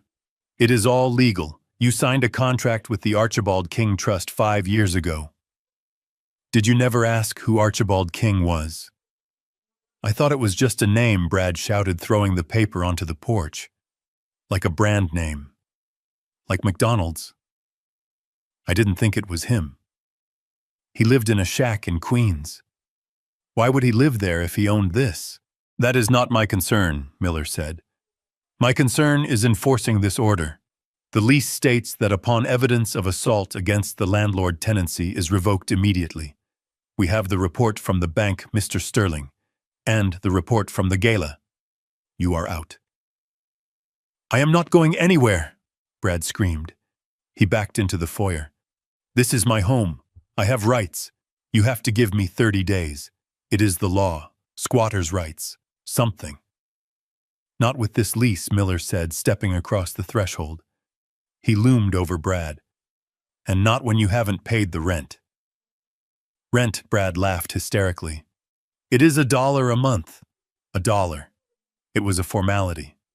I forgot to mail the check. Big deal. I have cash. Here. He reached into his pocket and pulled out a crumpled dollar bill. He threw it at the sheriff's chest. There. Rent paid. Now get out of my house. Miller didn't blink. He brushed the dollar bill off his uniform like it was a piece of lint. It is too late for that, son. You have 24 minutes to collect your personal essentials. Everything else stays until the lawyers sort it out. 24 minutes, Brad shrieked. You are crazy. My suits, my watch collection, my art. 23 minutes, Miller said, checking his watch. My deputies will escort you. Brad looked at the deputies. They were big, stone-faced men. They stepped forward. Don't touch me, Brad yelled, backing away. He stumbled over the rug. He looked around the foyer. He looked at the painting Caroline had bought on their honeymoon. He looked at the vase his mother gave him. This is all a lie, he muttered, his eyes wild. Archie is a puppet. He is a front. He doesn't have the brains for this. It is O'Malley. He is stealing the house. He wants it for himself. He ran into the living room. He grabbed a sculpture from the mantel, a heavy bronze horse. You want the house, he screamed. You want the house, Archie. Here, have it. He hurled the sculpture through the big bay window. The glass shattered with a spectacular crash. Shards rained down onto the patio furniture outside. Miller sighed. Add destruction of property to the list, boys. Brad didn't stop. He was in a frenzy now. The walls were closing in on him and he wanted to break them down. He grabbed a lamp and smashed it against the floor. He swept a row of books off the shelf. It is mine, he screamed. It is all mine. I earned it. I suffered for it. I listened to that old man's boring stories for 10 years. I ate his dry turkey at Thanksgiving. I deserve this house. Mr. Sterling, Miller said, his voice hardening. If you break one more thing, I will arrest you right now. Brad spun around. He was breathing hard, sweat dripping down his face. He looked deranged. You can't arrest me, he hissed. I am Brad Sterling. I am on the cover of magazines. Not anymore, Miller said. 20 minutes. Brad looked at the stairs. He ran up them, taking 2 at a time. The deputies followed him, keeping a close distance. He burst into the master bedroom. He grabbed a suitcase from the closet. He didn't pack. He just started throwing things into it. Suits with the hangers still on them. Shoes. Ties. He opened Caroline's jewelry box. It was empty. Archie must have taken it. He screamed again, a sound of pure frustration. He ran to the bathroom. He swept his toiletries into the bag. His expensive creams, his colognes, his razors. He dragged the suitcase out onto the landing. He looked down at the foyer. The sheriff was standing there watching him. "You are making a mistake," Brad yelled down. "You are going to regret this. When I get my lawyers on this, you will be working security at the mall, Miller." Miller just pointed at his watch. 15 minutes. Brad dragged the suitcase down the stairs. It thumped against every step, leaving scratches on the wood. He didn't care. He wanted to leave a scar. He wanted to hurt the house because the house had rejected him. He reached the bottom of the stairs. He looked at the front door. It was wide open. The afternoon sun was streaming in. It looked like freedom, but it felt like exile. He walked out onto the porch. He dragged the suitcase down the steps. He threw it onto the gravel driveway next to his car. He looked back at the house. The deputies were standing in the doorway, blocking the entrance. It was over. The castle had fallen, but he wasn't done. The rage was still boiling inside him, hot and poisonous. He looked at the second-story window. Caroline's painting room. He ran back to the porch. "Mr. Sterling." "That is far enough," Miller warned, stepping forward. "I forgot something." Brad lied, backing away toward the garden path that led around the side of the house. "My medication. It is in the kitchen." Miller gestured to a deputy. "Go with him." Brad ran around the side of the house. He wasn't going to the kitchen. He saw the patio furniture. He saw the expensive teak chairs Caroline loved. He grabbed one. He threw it into the pool. The splash was satisfying. He grabbed another one. "Stop that!" the deputy shouted, running toward him. Brad laughed. He grabbed a planter, a heavy ceramic pot filled with hydrangeas. He lifted it over his head. "Happy birthday to me!" he screamed and threw it through the French doors of the dining room. Glass exploded inward. The deputy tackled him. Brad hit the grass hard. The wind was knocked out of him. "That is it," Miller said, walking around the corner. "Cuff him." "No," Brad wheezed, struggling against the deputy's weight. "No, wait. I am leaving. I am leaving. Get him off the property," Miller said. "If he comes back within 500 feet, arrest him for trespassing." The deputy hauled Brad to his feet. He shoved him toward his car. Brad stumbled. He looked like a madman. His clothes were stained with grass and sweat. His hair was wild. He reached his car. He fumbled with his keys. He dropped them in the gravel. He had to get down on his knees to find them. It was the ultimate humiliation. He found the keys. He stood up. He looked at Miller. "Tell Archie something for me," Brad said, his voice trembling with hate.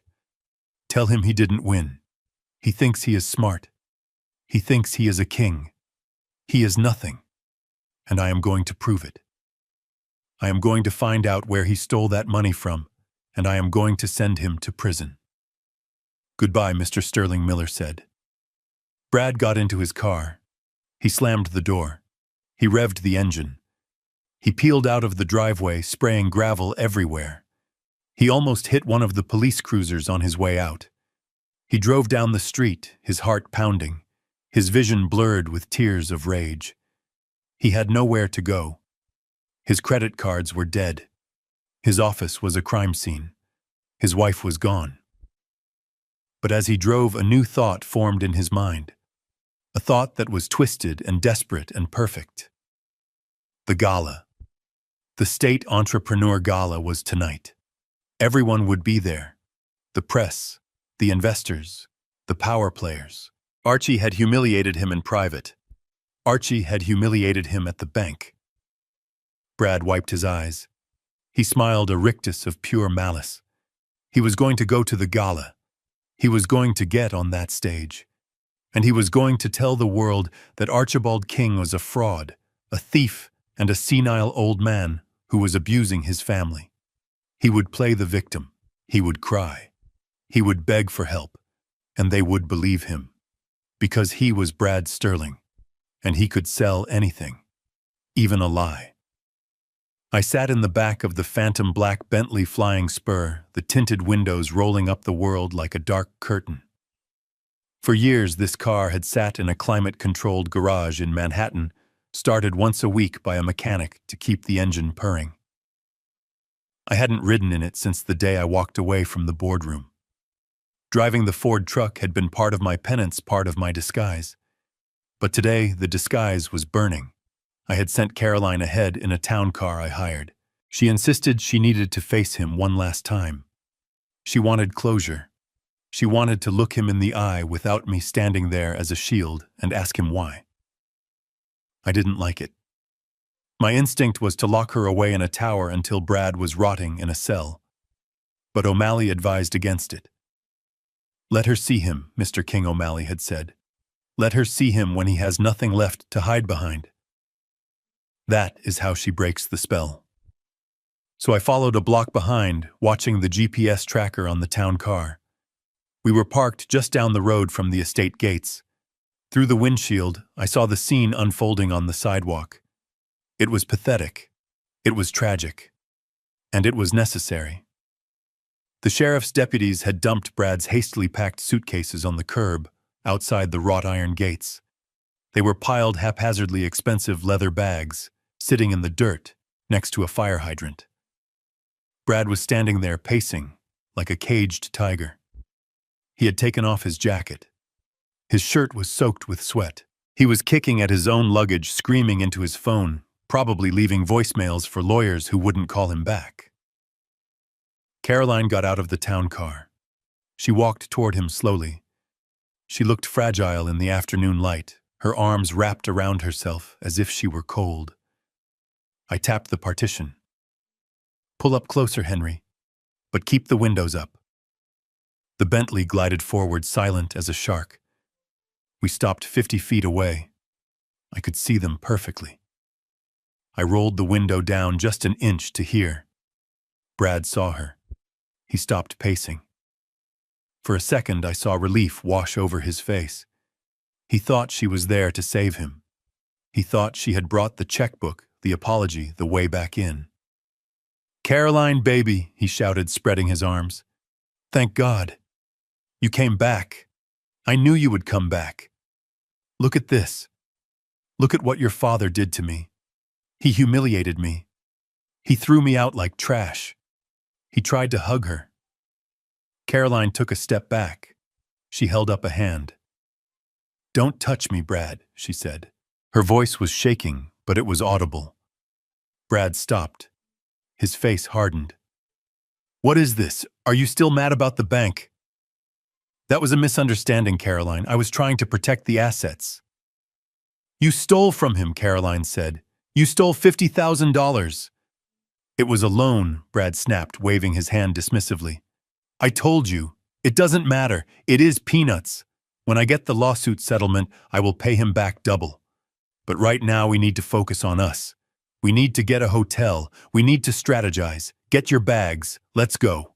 He reached for her arm again, assuming she would obey, assuming the old programming would kick in. "Where did it go, Brad?" Caroline asked. She didn't move. Brad froze. "What?" "The $50,000. Where did it go?" "You said you spent it on the business. But O'Malley showed me the records. The business accounts are empty. You haven't paid vendors in months. So where is my father's money?" Brad looked away. He ran a hand through his messy hair. It went to overhead. "Operating costs." "You don't understand business, Caroline. It is complicated." "I saw the gambling receipts," Caroline said. Her voice broke. "O'Malley gave me the file in the car. Atlantic City. Online sports books. You lost it all, didn't you?" Brad's face turned a mottled red. He looked around to see if anyone was watching. He didn't notice the black car idling in the shadows. "Shut up," he hissed. "Keep your voice down." "You gambled away his retirement," Caroline yelled, tears finally spilling over. "You gambled away our future. And when you ran out of money, you tried to have him committed. You were going to lock him up so you could steal the house and gamble that away too." Brad snapped. The facade of the charming businessman, the loving husband, the victim, It all shattered. The monster underneath clawed its way out. He stepped forward and grabbed her by the shoulders, shaking her violently. "You stupid woman!" he screamed, spitting in her face. "You think you are so smart. You are nothing without me. You are a boring, mousy little painter with no talent. I gave you a life. I gave you status. You gave me lies," Caroline cried, struggling to get free. "Let me go." "I did what I had to do," Brad roared. "Yes, I spent the money. I deserved that money. I had to put up with you and your embarrassing father for 10 years. I earned every penny. And you know what? I would do it again." Caroline managed to shove him away. She stumbled back, gasping. "I want a divorce," she said. The air seemed to leave the street. The birds stopped singing. Brad stood there, panting, his chest heaving. He looked at her as if she had spoken a foreign language. "A divorce," he repeated quietly. "Yes," Caroline said, straightening her spine. "I am done." Brad laughed. It was a dry, soulless sound. "You can't divorce me. You don't have the guts. Who is going to take care of you?" "Your daddy. He is going to be dead in 5 years. And then what? You will be alone. You will be a middle-aged divorcee with nothing. I would rather be alone than with a thief," Caroline said. That was the trigger. The word thief. It pierced his ego like a needle. Brad's hand lashed out before I could even blink. The sound of the slap was sickening. It was a meaty, wet crack that echoed off the pavement. Caroline cried out and fell to the ground, clutching her cheek. She looked up at him in shock. He had never hit her before. He had emotionally battered her for a decade, but he had never crossed the physical line. Until now. Brad stood over her, his hand raised for a second blow. His eyes were wide and crazy. "You watch your mouth," he screamed. "You watch how you speak to me. I am the victim here." I didn't wait for the driver. I opened the door of the Bentley. I didn't run. Kings don't run. I stepped out onto the asphalt, my leather shoes making a solid, definitive sound. I buttoned my jacket. I adjusted my cuffs. I walked toward them. Brad heard the car door close. He spun around. He saw the massive black car gleaming in the sun. He saw me. But he didn't see Archie the postman. He saw Archibald King. I was wearing a charcoal gray 3-piece suit that cost $5,000. My tie was silk. My posture was straight. I radiated a cold, terrifying calm. Brad lowered his hand. He stepped back from Caroline. He looked at the car, then at me. Confusion warred with fear in his eyes. "Archie," he stammered. "Where? Whose car is that?" I didn't answer. I didn't look at him. I looked only at my daughter lying on the sidewalk, holding her face. I walked past Brad, as if he were a fire hydrant. I knelt down beside Caroline. "Are you okay, sweetheart?" I asked softly. She nodded, sobbing into her hands. "Daddy, he hit me." "I know," I said. I helped her stand up. I brushed the dirt from her coat. I checked her cheek. It was already turning red. I turned to face Brad. He was backing away, holding his hands up. "Now, Archie, listen," he babbled, sweat pouring down his face. "She was hysterical. I didn't mean to. It was a reflex. We are both under a lot of stress." I looked at him. I looked at the man I had tried to help, the man I had welcomed into my family. I felt a cold detachment. He wasn't a person anymore. He was a problem, and I was the solution. I reached into my inside pocket. Brad flinched, thinking I was reaching for a weapon. In a way, I was. I pulled out a silk handkerchief. I handed it to Caroline. Then I looked at Brad. I didn't shout. I didn't scream. I spoke with the quiet authority of a man who could buy and sell Brad's entire existence before lunch. "You touched her," I said. Brad swallowed hard. "Archie, please. Let's talk about this." "I can explain." There is nothing to explain, I said. I turned back to the Bentley. Henry the driver was standing by the open rear door waiting. I gestured to the car. Caroline, I said. She looked at the car. She looked at the luxurious leather interior, the polished wood, the safety it promised. Then she looked at Brad standing amidst his pile of garbage on the street. She looked at the man who had promised to love and cherish her. She saw him for what he was, a small, violent man with nothing left to offer but pain. Get in the car, I said to her, or stay here on the sidewalk with him. It is your choice. Caroline didn't hesitate. She didn't look back at Brad. She walked to the car and slid into the back seat. Henry closed the door with a solid, reassuring thud. I walked to the other side of the car. I paused with my hand on the handle. Brad was trembling. He looked at the Bentley. He looked at me. The realization was dawning on him. The suits, the lawyer, the car. Who are you? He whispered. Who are you really? I looked him up and down. I am the man who just canceled your existence, Brad. I got in the car. Drive Henry, I said. As we pulled away, I looked in the rearview mirror. Brad was standing alone on the curb, surrounded by his suitcases. He looked small. He looked insignificant. He was screaming something at the retreating car, flailing his arms, but I couldn't hear him through the soundproof glass. I pressed a button on the armrest, and the privacy divider slid up, blocking him from view entirely. I turned to Caroline. She was pressing the cold silk handkerchief to her cheek. She was crying, but her eyes were dry. Did you see his face? She asked quietly. I did, I said. He looked scared, she said. He should be, I replied. We drove in silence for a few minutes, the Bentley gliding over the road like a hovercraft. Caroline ran her hand over the soft leather of the seat. She looked at the minibar, the screens, the controls. Dad, she said, this car. It is a Bentley. It is, I said. You own this. I do. She looked at me. Why the truck? Why the flannel shirts? Why the old apartment? I poured 2 glasses of sparkling water from the chilled decanter. I handed one to her. Because Caroline, I said, taking a sip. When your mother died, I realized something. We had money. We had so much money. But we had attracted people who only loved the money. Your uncle. Your cousins. They all turned into vultures.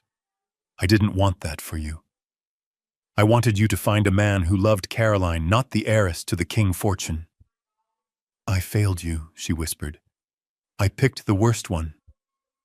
You didn't fail, I said. He fooled us both. He is a con artist, Caroline.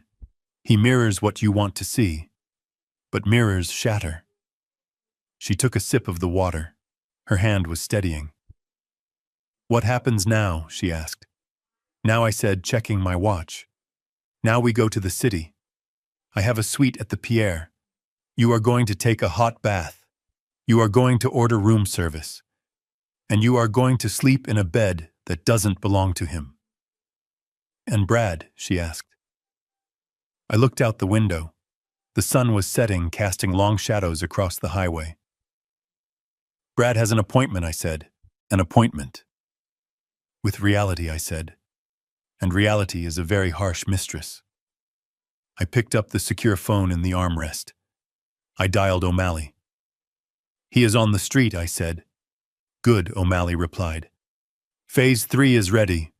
The gala starts in 2 hours. He will be there, I said. He is desperate. He thinks he can spin this. He thinks he can find a new mark. We are ready for him, O'Malley said. The police are briefed. The forensic accountants have finished the report. The stage is set. Excellent, I said. I will see you there. I hung up. Caroline looked at me. You are going to the gala, she asked. We are going to the gala, I corrected.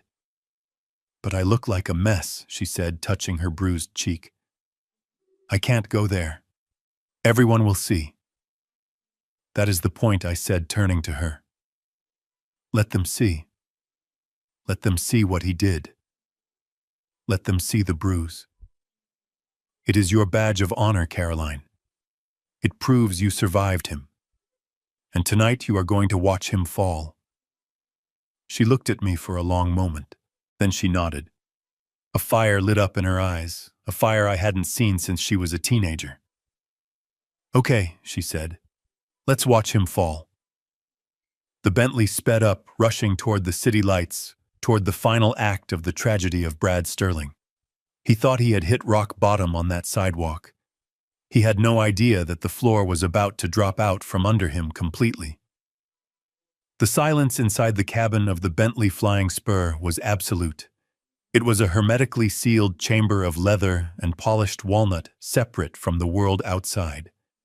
The screaming match on the sidewalk, the humiliation of the eviction, the violent crack of Brad's hand against my daughter's face, all of it felt a million miles away, behind the double-paned acoustic glass. The only sound was the soft hum of the tires on the asphalt and the clinking of ice in Caroline's glass as her hand trembled. I watched her from the corner of my eye. She was staring at the small fold-down table in front of her, where the crystal decanter sat. She looked shell-shocked. The red mark on her cheek was darkening, turning into a bruise that would last for days. It was a physical receipt of the transaction she had just closed with her husband. She took a sip of water and finally looked at me. Her eyes were wide, searching my face as if she was seeing a stranger. In a way, she was. She was looking for the father who clipped coupons and complained about the price of casa, not the man wearing a $5,000 suit in the back of a $250,000 car. Dad, she whispered, her voice cracking. Please, you have to tell me. Is this real? Are you? I reached into the leather pocket stitched into the back of the driver's seat. I pulled out a heavy navy blue portfolio embossed with a gold lion. It was the annual report for King Logistics. I placed it on the table between us. Open it, I said gently. Caroline opened the cover with shaking fingers. She stared at the first page. It was a letter to shareholders. At the bottom was a signature she had seen on birthday cards and report cards her entire life. Archibald King, founder and chairman. She turned the page. She saw the photographs of the container ships, massive steel beasts crossing the Pacific that carrying the King logo. She saw the photos of the distribution centers in Hamburg, Singapore, and Los Angeles. She saw the financials. The numbers were in the billions. She gasped, a sound that sucked the air out of the car. She looked up at me, tears spilling over her lashes. You built this, she asked. You did all of this. I started with one tugboat in 1975, I said, looking out the window at the passing trees. I worked 18 hours a day. Your mother did the books at the kitchen table. We built it brick by brick, container by container. But why, she asked? Why the secrets? Why did you let everyone think you were nobody? I turned to her. I took her hand. Her skin was cold. Because of what happened after the IPO, I said. When we took the company public 20 years ago, suddenly everyone knew who we were. And suddenly we had family we had never met. Cousins who needed loans. Friends who had investment ideas. People looked at me and they didn't see Archie anymore. They saw a walking ATM. It broke your mother's heart, Caroline. She lost her best friend because of a loan we refused to give. I squeezed her hand. When she passed away, I made a choice, I continued. I wanted you to have a normal life. I didn't want you to be the heiress. I didn't want men lining up to date your bank account. I wanted someone to fall in love with Caroline. Just Caroline. The girl who likes to paint and laughs too loud at bad movies.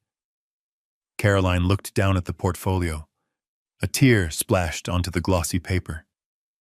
So you hid it, she said. I stepped back, I said. I sold the big house. I moved to the apartment in Queens. I drove the truck. I wanted to filter out the gold diggers. I wanted to see who would stick around when there was nothing to gain. And then I met Brad, she whispered. I nodded. I saw him coming a mile away, Caroline. He was charming. He was ambitious. But he had dead eyes. He looked at you like you were an accessory. But you were so happy. You were glowing. I thought maybe I was wrong. I thought maybe he just needed a chance. So I played the part of the retired postman. I wanted to see how he treated me when he thought I had no power. Carolyn closed the portfolio. She covered her face with her hands. Her shoulders shook with silent sobs. He treated you like garbage, she choked out. He made you sit in the corner. He made fun of your clothes. He threw your food on the floor, Dad. He threw it on the floor and told you to lick it up. It didn't matter to me, I said softly. His opinion means nothing. It matters to me, she cried, looking up. Her face was twisted with anguish. I let him do it. I sat there, and I let him humiliate you. For years, I told you to dress better. I told you not to tell your stories because they bored him. I was ashamed of you, Dad. I was ashamed of the man who built an empire because a con artist told me you weren't good enough. That was the reaction I had been fearing. Not anger at the deception, but the crushing weight of guilt. I moved across the seat and wrapped my arms around her. She buried her face in my shoulder, weeping uncontrollably. Shh, I smoothed her hair. It is okay. It is not okay, she sobbed. I bought you that suit at Sears. I bought it with a coupon because Brad said we couldn't afford to waste money on you. And you wore it. You wore it to that dinner, and he ruined it. I wore it with pride, I said. Because you bought it for me. She pulled back, wiping her eyes with the silk handkerchief I had given her. She looked at the report again. Then she looked at a specific page, the summary of the stolen funds O'Malley had compiled. $50,000, she said, reading the line item. The date. That was 2 years ago. I nodded. That was our anniversary, she whispered. He bought me diamond earrings. He told me he closed a big deal. He threw a party on a boat. She looked at me with horror. He paid for my anniversary gift with your retirement money. He stole from you to buy me jewelry to show off to his friends. He stole from both of us, I said. He stole my money, and he stole your trust. I feel so stupid, she said. I believed everything. I believed he was a genius.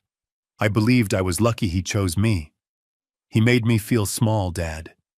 He made me feel like I couldn't survive without him. And all the while he was a parasite feeding off you. He is a master manipulator, I said. He isolated you. He made you doubt your own memory. That is what predators do.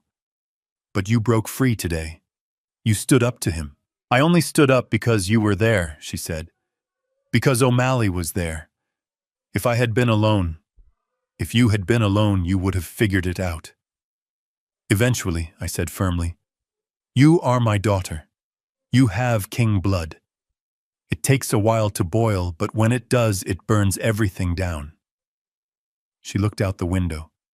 We were crossing the bridge into Manhattan now. The city skyline was glittering in the twilight, a landscape of steel and glass that I had helped shape. I don't care about the money, she said quietly. I really don't. I would be happy living in your apartment in Queens. I hate that he made you suffer. I hate that he made me complicit in your suffering. I didn't suffer, Caroline, I said, taking her chin and making her look at me. I was watching. I was waiting. And I was preparing for today. Every insult he threw at me was just another line in his indictment. Every dollar he stole was another nail in his coffin. I wasn't a victim. I was a hunter waiting for the trap to snap shut. She managed a weak smile. You really are terrifying, aren't you? Only to the bad guys, I said. The car slowed down, turning onto Fifth Avenue. The Pierre Hotel loomed ahead, its awning bathed in golden light. "What happens now?" she asked. "Now we get ready," I said. "Brad is going to the gala tonight. He thinks he can spin this. He thinks he can find a new victim. He is going to get on that stage and lie to the entire city. And we are going to stop him," she asked. "No," I said, a cold smile touching my lips. "We are not going to stop him. We are going to let him speak. We are going to let him dig his hole so deep he will never climb out. And then we are going to turn on the lights." Carolyn looked at her reflection in the darkened glass. She touched the bruise on her cheek again. Then she lowered her hand. She sat up straighter. She smoothed her skirt. "I want to be there," she said. "I want to see his face when he realizes who he really messed with. You will be right next to me," I promised. The car stopped. The doorman opened the door. I stepped out into the cool evening air and offered my hand to my daughter. She took it. She wasn't the scared girl on the sidewalk anymore. She was the heiress to the King Empire, and she was ready for war. The grand ballroom was a shark tank filled with the smell of expensive perfume and predatory ambition. 500 of the state's most influential business leaders were gathered under the massive chandeliers, holding crystal flutes of champagne and looking for the next big thing. I stood on the VIP balcony in the shadows, looking down at the floor. Caroline stood beside me. She had changed into a midnight blue gown that I had sent up to the suite. She looked like royalty, but her eyes were fixed on the entrance downstairs. She was waiting for the rat to enter the maze. He didn't disappoint. Brad Sterling arrived 20 minutes late. He walked through the main doors with the frantic energy of a man who had just sprinted from a burning building.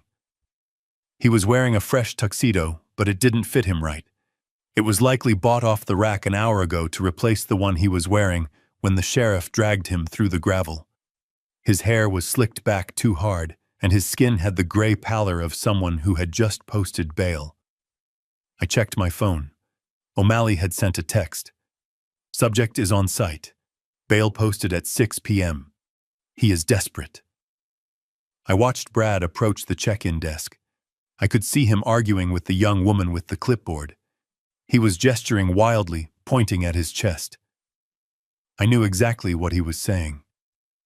"Do you know who I am? I am the keynote speaker. I am Brad Sterling." The girl looked uncomfortable. She scanned her list. His name wasn't there anymore. I had made sure of that. But I had also given specific instructions to the head of security. Let him in. I didn't want him stopped at the door. I wanted him inside. I wanted him on the stage. The security guard stepped in, whispered something to the girl, and she reluctantly handed Brad a generic guest badge. Brad snatched it without a thank you. He pinned it to his lapel aggressively and stormed into the room. He immediately headed for the bar. He ordered a double whiskey. He downed it in one swallow and turned to survey the room. He was scanning the crowd for targets. He needed a lifeline. He needed someone rich enough and naive enough to believe his story before the truth hit the morning papers. He spotted a group of investors near the ice sculpture. I recognized them. They were old money real estate tycoons, the kind of men Brad had spent his entire career trying to emulate. He straightened his jacket, put on his 1,000-watt smile, and approached them. From the balcony, I could see the performance begin. Brad clapped one of the men on the shoulder. He laughed too loudly. He leaned in close, whispering conspiratorially. I tapped the earpiece I was wearing. O'Malley had planted a listening device near the main gathering points. The audio feed crackled to life. "Terrible misunderstanding," Brad was saying. His voice smooth but rapid. "I was the victim of a hostile takeover. Can you believe it? My own father-in-law. It turns out he has been running a Ponzi scheme for decades." I looked at Carolyn. She heard it too. She gripped the railing, her knuckles white. "He is lying," she whispered. "He is telling them you are a criminal." "Let him talk," I said. The investors looked skeptical. One of them, an older man named Mr. Roth, raised an eyebrow. A Ponzi scheme, Roth asked. But isn't your father-in-law a mail carrier? That was the cover, Brad insisted, his eyes wide and manic. That is how he hid the money. He has millions stashed away. Illegal money. He used it to buy off the police. He planted evidence against me. He kicked me out of my own house today because I found out the truth. I am a whistleblower, gentlemen, and I need resources to fight this corruption. He was good. I had to give him that. He took the reality of my wealth, which he couldn't explain, and twisted it into a narrative that made him the hero. He was banking on their paranoia. He was banking on the idea that nobody gets rich quietly unless they are dirty. I need a bridge loan, Brad pressed. Just $500,000 to cover legal fees and secure the assets. Once I expose him, I will control the estate. I will give you a 20% return in a month. Mr. Roth took a step back. He swirled his drink. Brad, you smell like a jail cell, he said bluntly. And word on the street is your checks are bouncing all over town. I think we will pass. The group turned their backs on him. It was the ultimate social death sentence. Brad stood there alone in the middle of the crowd. His smile faltered. He looked around wildly. He tried another group. They ignored him. He tried to grab the arm of a tech CEO who pulled away with a look of disgust. The walls were closing in. He realized that the whispers had started. People were looking at him, but not with admiration. They were looking at him like he was a contagion. He retreated to the bar. He ordered another drink. His hands were shaking so badly, he spilled some on his shirt. He looked at the stage at the front of the room. The podium was empty, waiting for the opening remarks. A microphone stood there, gleaming in the spotlight. I saw the idea form in his mind. It was the same look he had when he decided to rob my retirement account. It was the look of a man who thinks he can talk his way out of gravity. He slammed his glass down. He adjusted his tie. He wasn't going to beg anymore. He was going to demand. He was going to hijack the event. He believed that if he could just get on that stage, if he could just harness the power of the microphone, he could sway the room. He could turn the mob against me. He started walking toward the stage. He moved with a manic determination, shoving past waiters and guests. "He is going for the mic," Caroline said, her breath hitching. "I know," I said. "Should we stop him?" "No," I said, signaling to the technician in the booth behind us. "Cut the house music. Give him the floor." The soft jazz music died away. The room fell silent. The guests turned toward the front, confused. Brad climbed the stairs to the stage. He tripped on the last step but caught himself. He rushed to the podium. He grabbed the microphone with both hands like it was a life preserver in a storm. Feedback squealed through the speakers. The crowd winced. "Excuse me," Brad shouted, his voice booming and distorted. "Excuse me, everyone. I need your attention." He looked out at the sea of faces. He was sweating profusely under the stage lights. He looked deranged, but he also looked dangerous. "You all know me," he yelled. "I am Brad Sterling. I was supposed to be your keynote speaker tonight. I was supposed to be on the cover of the magazine." But I was silenced. I was removed. Because I know the truth. The crowd murmured. Security guards started to move toward the stage, but I held up a hand from the balcony, stopping them. "I am a victim," Brad screamed, pointing a finger at the camera crew that was live streaming the event to the entire state. "I am the victim of a massive fraud orchestrated by a man you all think is a nobody. My father-in-law, Archibald King. He is a predator. He is a criminal. He destroyed my business. He stole my home. He turned my wife against me." Caroline flinched as he said her name. I put a hand on her back. "He thinks he can buy you all," Brad continued, his voice rising to a fever pitch. "He thinks he can buy justice. But I am still standing. I am here to ask for your help. I am asking for a partner who believes in truth, who believes in fighting the corrupt elites." He was panting now, his eyes wild. Invest in me, he pleaded, changing his tone to a desperate beg. Invest in justice. Help me take him down and we will all be rich. I promise you. I am the future of this industry. He stopped waiting for applause, waiting for someone to stand up and shout their support. Instead, the lights in the ballroom suddenly went black. Brad gasped. The room plunged into darkness. A murmur of confusion rippled through the crowd. Then a single spotlight snapped on. It didn't hit Brad, it hit the massive screen behind him. The screen flickered to life. The logo Brad had projected there earlier, the Sterling Development logo, dissolved into static. In its place, a new image appeared. It was high definition, crisp and gold. It was a lion roaring inside a shield. Below it were the words that ran the global supply chain. King Logistics. A deep voice boomed over the PA system, silencing the room instantly. Ladies and gentlemen, please welcome your host for the evening, the diamond sponsor, and the founder of King Logistics. The spotlight swung up to the balcony. It blinded me for a second.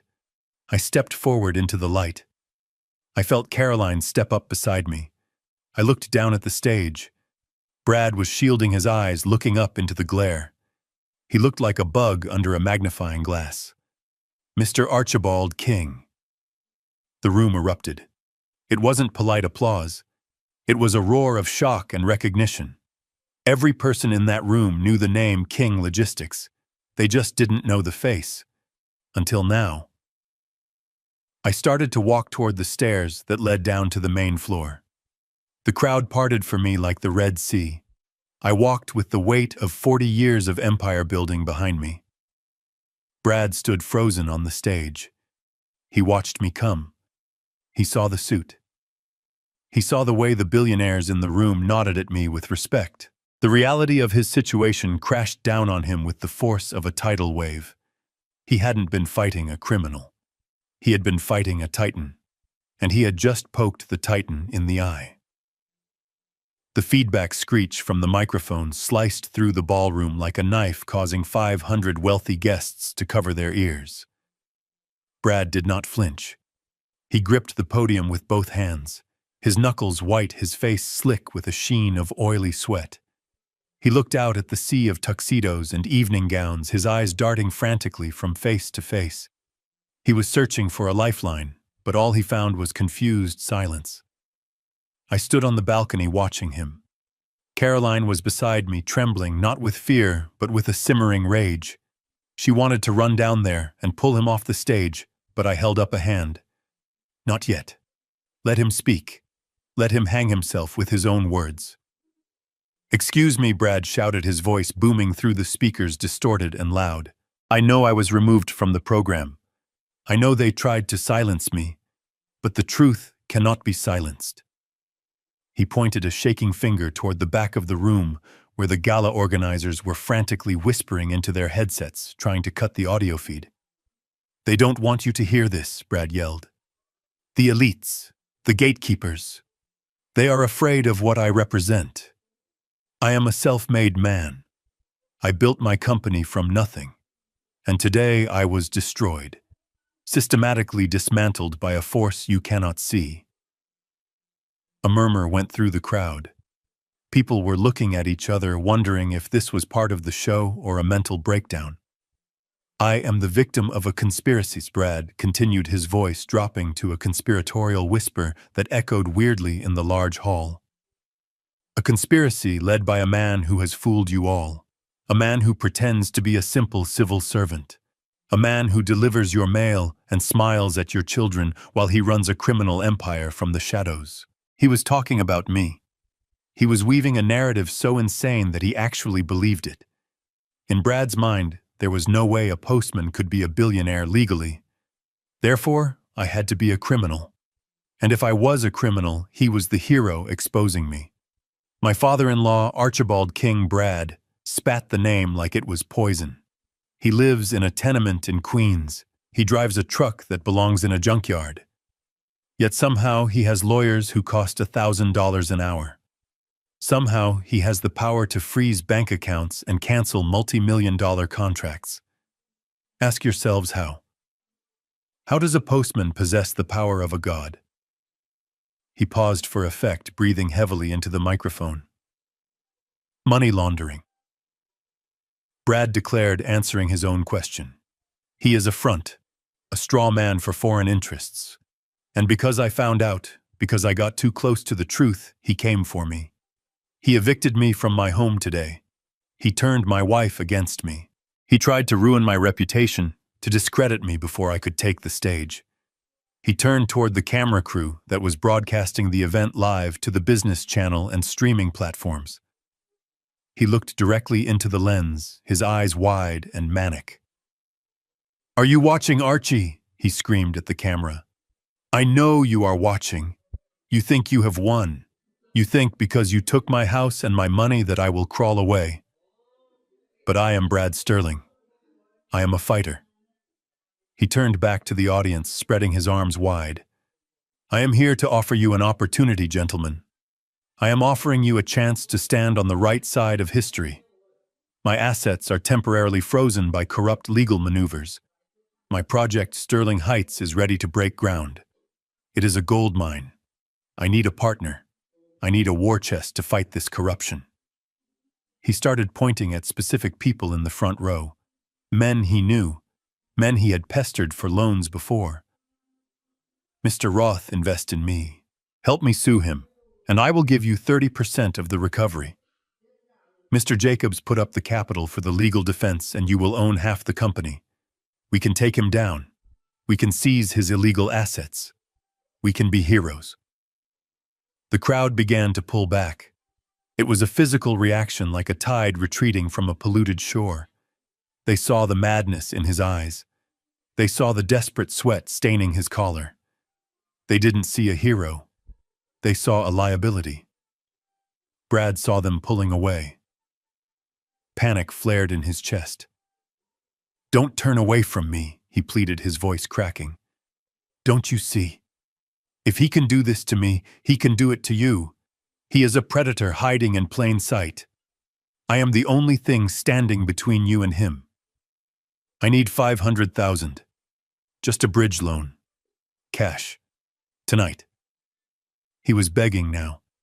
The arrogance was gone, replaced by the naked terror of a man who knows the clock has run out. "Someone help me," he whispered into the mic. "Please. I am good for it. I swear." The room was silent. A waiter dropped a spoon, and the sound rang out like a bell.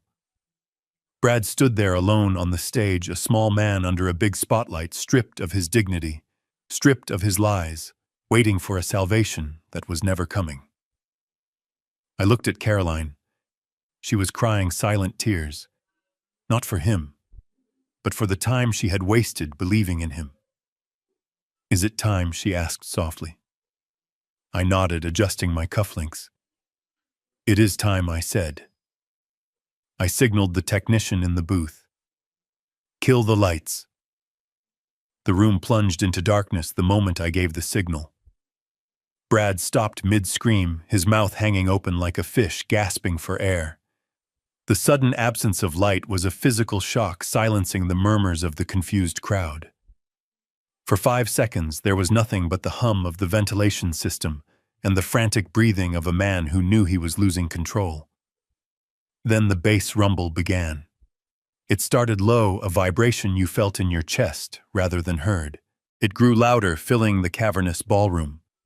The massive LED screen behind the stage, which had been dark, suddenly exploded with light. The Sterling Development logo that cheap graphic Brad had designed himself was gone. In its place was a symbol that commanded respect in every port and boardroom across the globe. A golden lion rampant set against a deep navy shield. The image was 50 feet high, crisp and intimidating. Below it, in elegant serif letters, the name appeared. King Logistics. A collective gasp rippled through the room.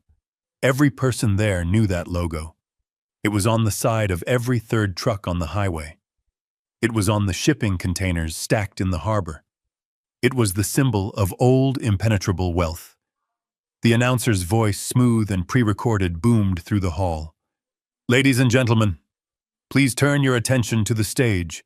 It is our distinct honor to welcome the host of this evening's gala, the Diamond sponsor, and the founder and honorary chairman of King Logistics, Mr. Archibald King. A single spotlight cut through the dark. It didn't hit the stage. It hit the top of the stairs where I was standing. I stepped into the light. I straightened my cuffs. I looked at Caroline. She nodded, a fierce pride burning in her eyes. She squeezed my hand once, then let go. This was my walk. I began to descend. I didn't rush.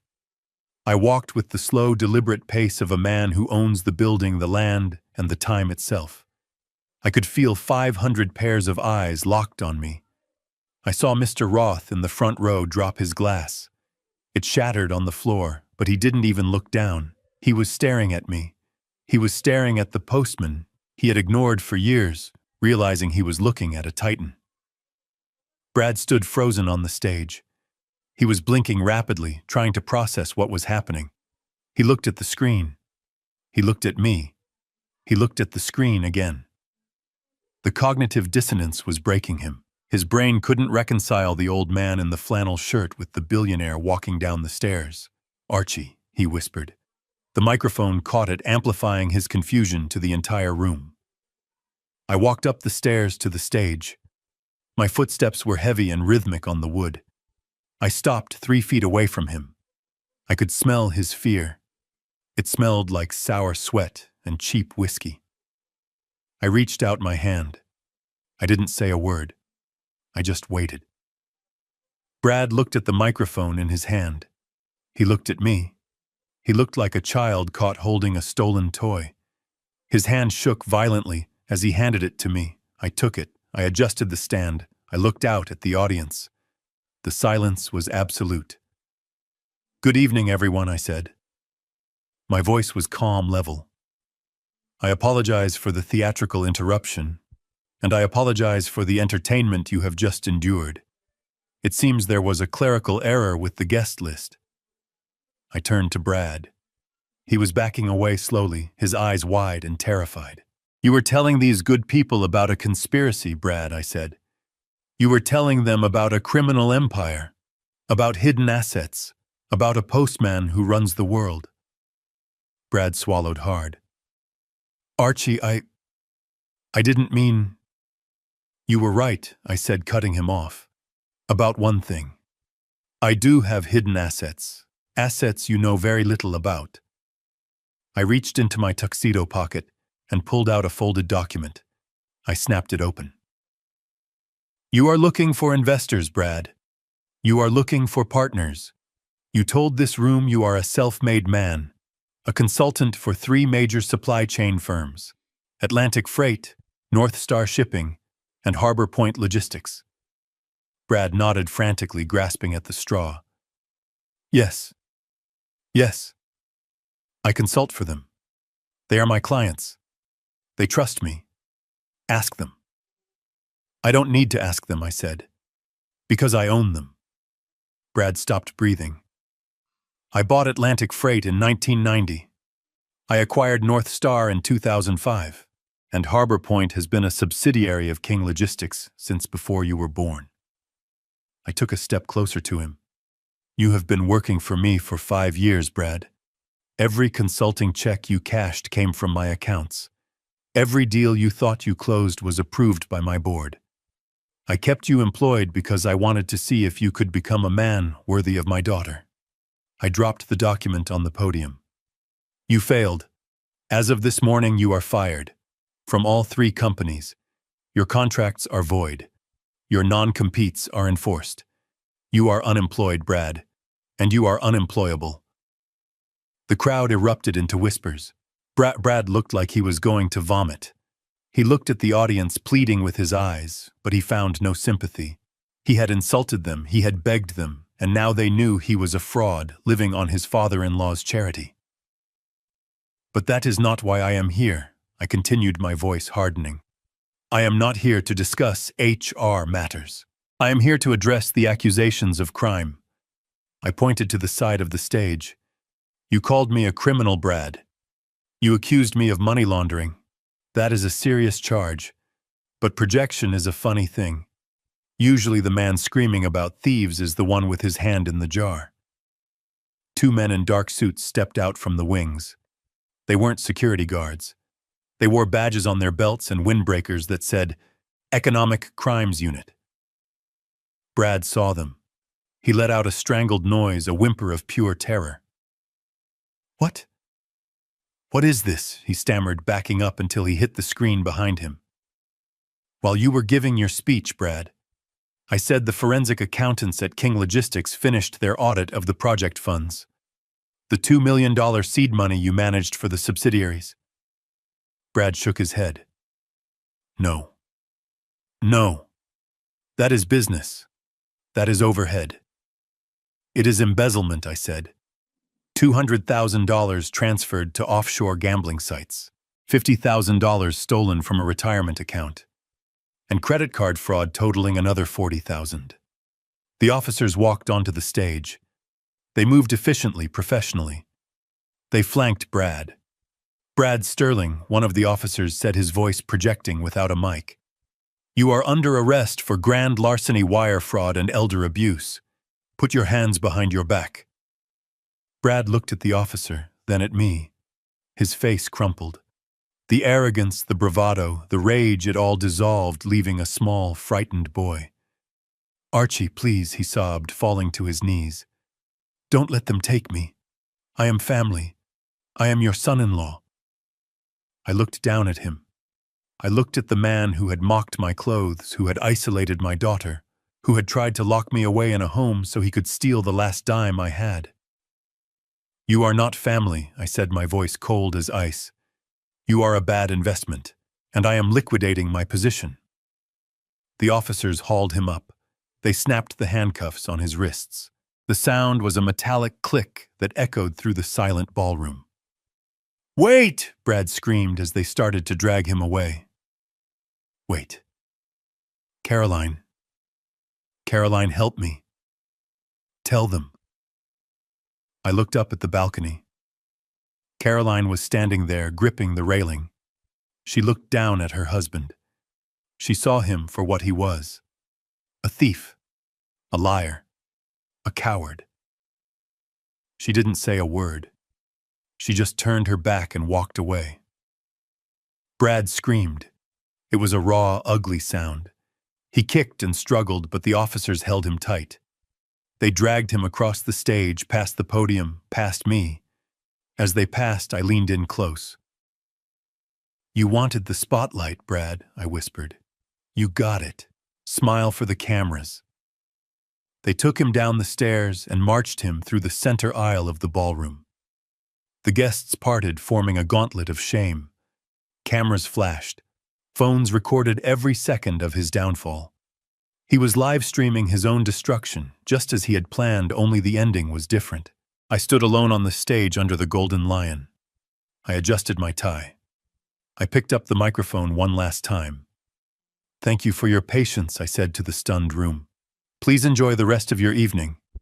The bar is open, and it is on the house. I dropped the microphone. I walked off the stage into the shadows, leaving the applause behind me. It was over. The king had returned, and the pretender was in chains. The county jail was a stark contrast to the velvet ropes and champagne of the gala. It smelled of bleach and despair.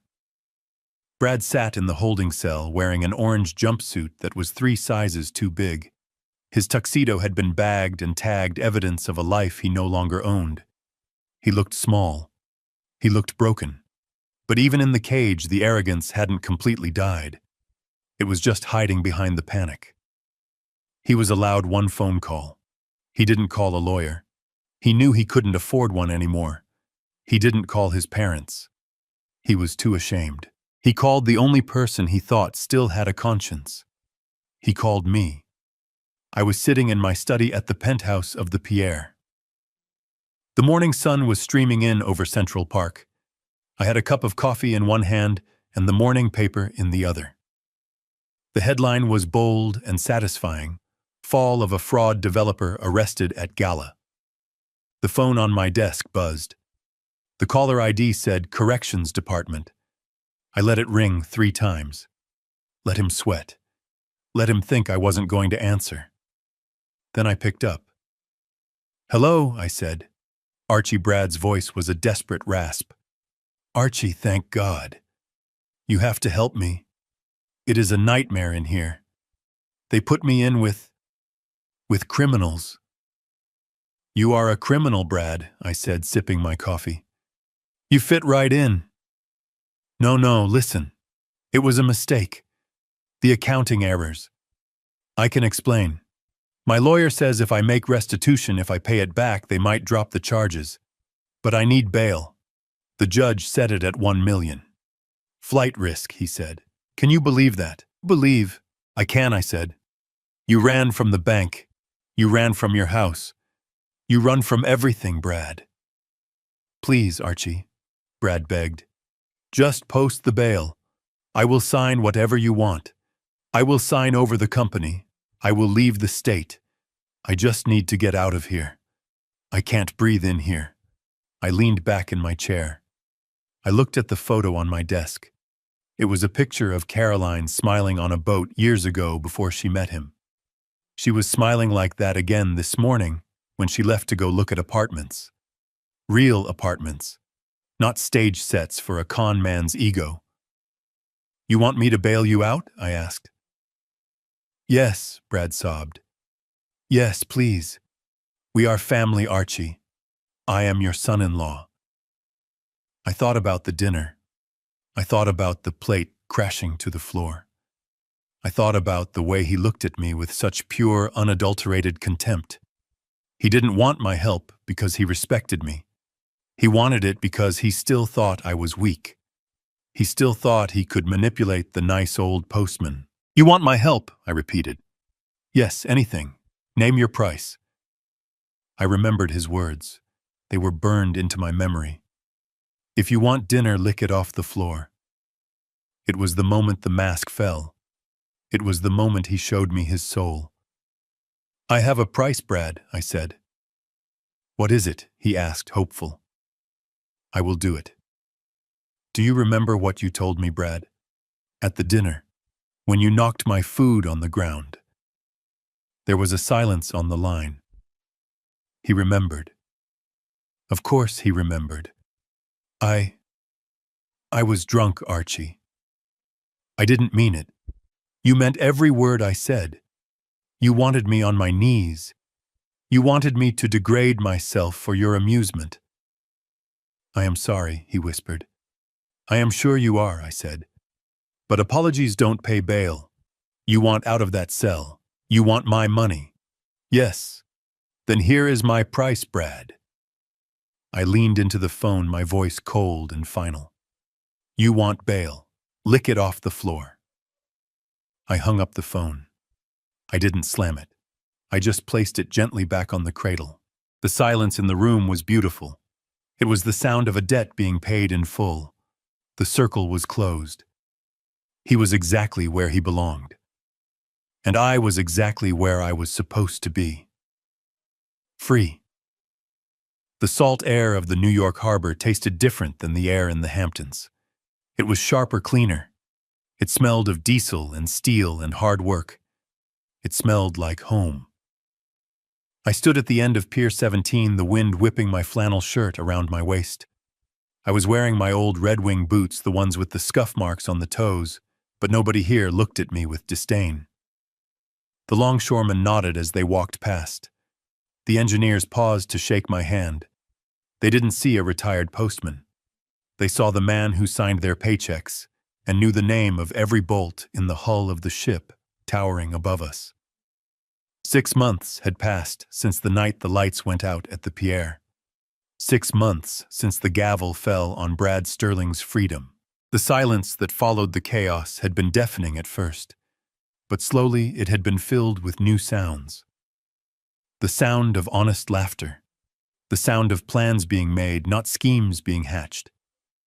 I looked up at the massive vessel sitting in the dry dock. It was a Neo-Panamax container ship, one of the largest in the world. It was painted the signature navy blue of King Logistics. The letters on the bow were covered by a white canvas tarp waiting for the christening. "Ready, Dad?" a voice asked beside me. I turned to look at Caroline. She was wearing a hard hat and a high-visibility vest over her cashmere sweater.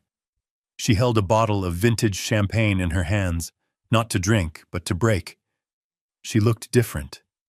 The shadows under her eyes were gone. The nervous tick of checking her phone every 2 minutes had vanished. She stood taller. "I was born ready," I said, smiling.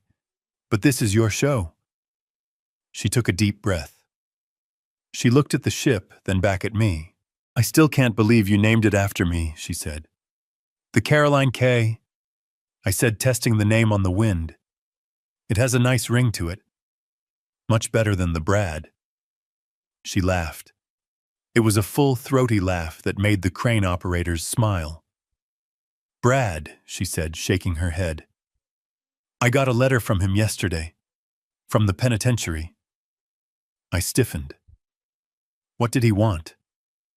"The usual," she said, shrugging. "He found God. He is writing a memoir. He wanted to know if the King Foundation would fund his legal appeal." "And what did you do?" I asked, watching her carefully. "I sent him a brochure for the prison library," she said. "I told him he should start reading about ethics." I chuckled. That was my girl. The spell was completely broken. She wasn't a victim anymore. She was the executive director of the King Foundation, an organization we had launched 3 months ago, with the funds recovered from Brad's liquidated assets and a substantial contribution from my own accounts. She was busy. She was helping small business owners who had been defrauded by predators like her ex-husband. She was funding financial literacy programs for seniors, so nobody would ever be in my position without the means to fight back. She was working 12 hours a day, and she had never looked happier. "It is time," Mr. King, the dockmaster, called out from the podium.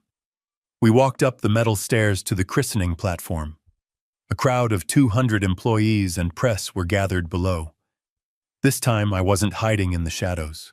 I wasn't wearing a disguise. I was standing in the open in my comfortable clothes, unapologetic about who I was. Caroline stepped up to the microphone. She didn't need notes. She spoke from the heart. She talked about resilience. She talked about the importance of building things that last, not just illusions that sparkle. She talked about legacy. I listened to her and realized that this was the wealth I had been trying to protect all along. Not the money. The money was just numbers on a screen. This spirit, this strength, this was the real fortune. She grabbed the rope connected to the champagne bottle. "I christen thee the Caroline K," she shouted. "May she bring fair winds and following seas." She swung the bottle. It smashed against the steel hull with a satisfying explosion of glass and foam. The air horns blasted, shaking the pier. The canvas dropped, revealing the name in gold letters. The crowd cheered. I put my arm around her. She leaned her head on my shoulder. "We did good, Dad," she whispered. "We did good," I agreed. Later, as the sun began to dip behind the Manhattan skyline, painting the water in shades of orange and purple, we sat on a bench overlooking the harbor. The guests had left. The workers were packing up. It was just us. I looked at my hands. They were old hands, spotted and veined, but they were steady. The tremor was gone. "You know," Carolyn said, looking out at the new ship, "I used to be so afraid. I was afraid of Brad. I was afraid of being poor. I was afraid of what people thought. And now I asked." "Now," she said, picking up a pebble and tossing it into the water. "Now, and I know that the only thing to be afraid of is living a lie." I nodded. "That is the lesson, kiddo. The truth is heavy. It is hard to carry. But it is the only thing that keeps you grounded when the storm comes." We sat there for a long time, watching the city lights flicker on one by one. I thought about the journey, the tugboat, the empire, the disguise, the betrayal, the redemption. I thought about Brad sitting in his cell, us dreaming of a life he hadn't earned. And I thought about myself sitting here on a wooden bench next to my daughter, feeling richer than I ever had in the boardroom. I had reclaimed my name. I had reclaimed my family. And most importantly, I had reclaimed the peace of knowing that no matter what clothes I wore or what car I drove, I was Archibald King. And nobody would ever push me around again. I stood up and stretched. My back cracked. "Hungry?" I asked. "Starving," Caroline said, standing up. "Where should we go?" "The Pierre, per se." I looked at her and grinned. "I know a great hot dog stand on the corner of 42nd, I said. "Best mustard in the city. $2. She laughed, hooking her arm through mine. "You are paying," she said. I patted my pocket where my wallet sat next to my old flip phone. "I think I can afford it," I said. We walked away from the water, leaving the ships and the empire behind us, heading into the city lights. Just a father and daughter going for dinner. No pretense, no secrets. Just the truth. My name is Archibald King. I am 70 years old. I have been a billionaire, and I have been a postman. I have been humiliated, and I have been vindicated. But tonight I am just a man walking with his daughter, and that is the only title that matters. Thank you for listening to my story. If you enjoyed it, please leave a like and subscribe to the channel. Let me know in the comments what you would have done in my place. Would you have forgiven them? Would you have done it differently? I read every comment. Until next time, remember, the truth always wins. Stay strong. If there is one thing I want you to take away from my story, it is this: never confuse silence with weakness. Brad thought he could walk all over me because I didn't flash my wealth. He learned the hard way that the loudest person in the room is usually the most insecure. True power doesn't need to scream. It just needs to wait for the right moment. Don't let anyone make you feel small just because you choose to live simply. Your worth is defined by your actions, your integrity, and how you treat people when you think no one is watching. Stay true to yourself and let the truth be your shield. If you enjoyed seeing justice served, please hit that like button and subscribe to the channel for more stories of truth and redemption. Let me know in the comments. Have you ever had to hide who you really were to see someone's true colors? I'll be reading your stories.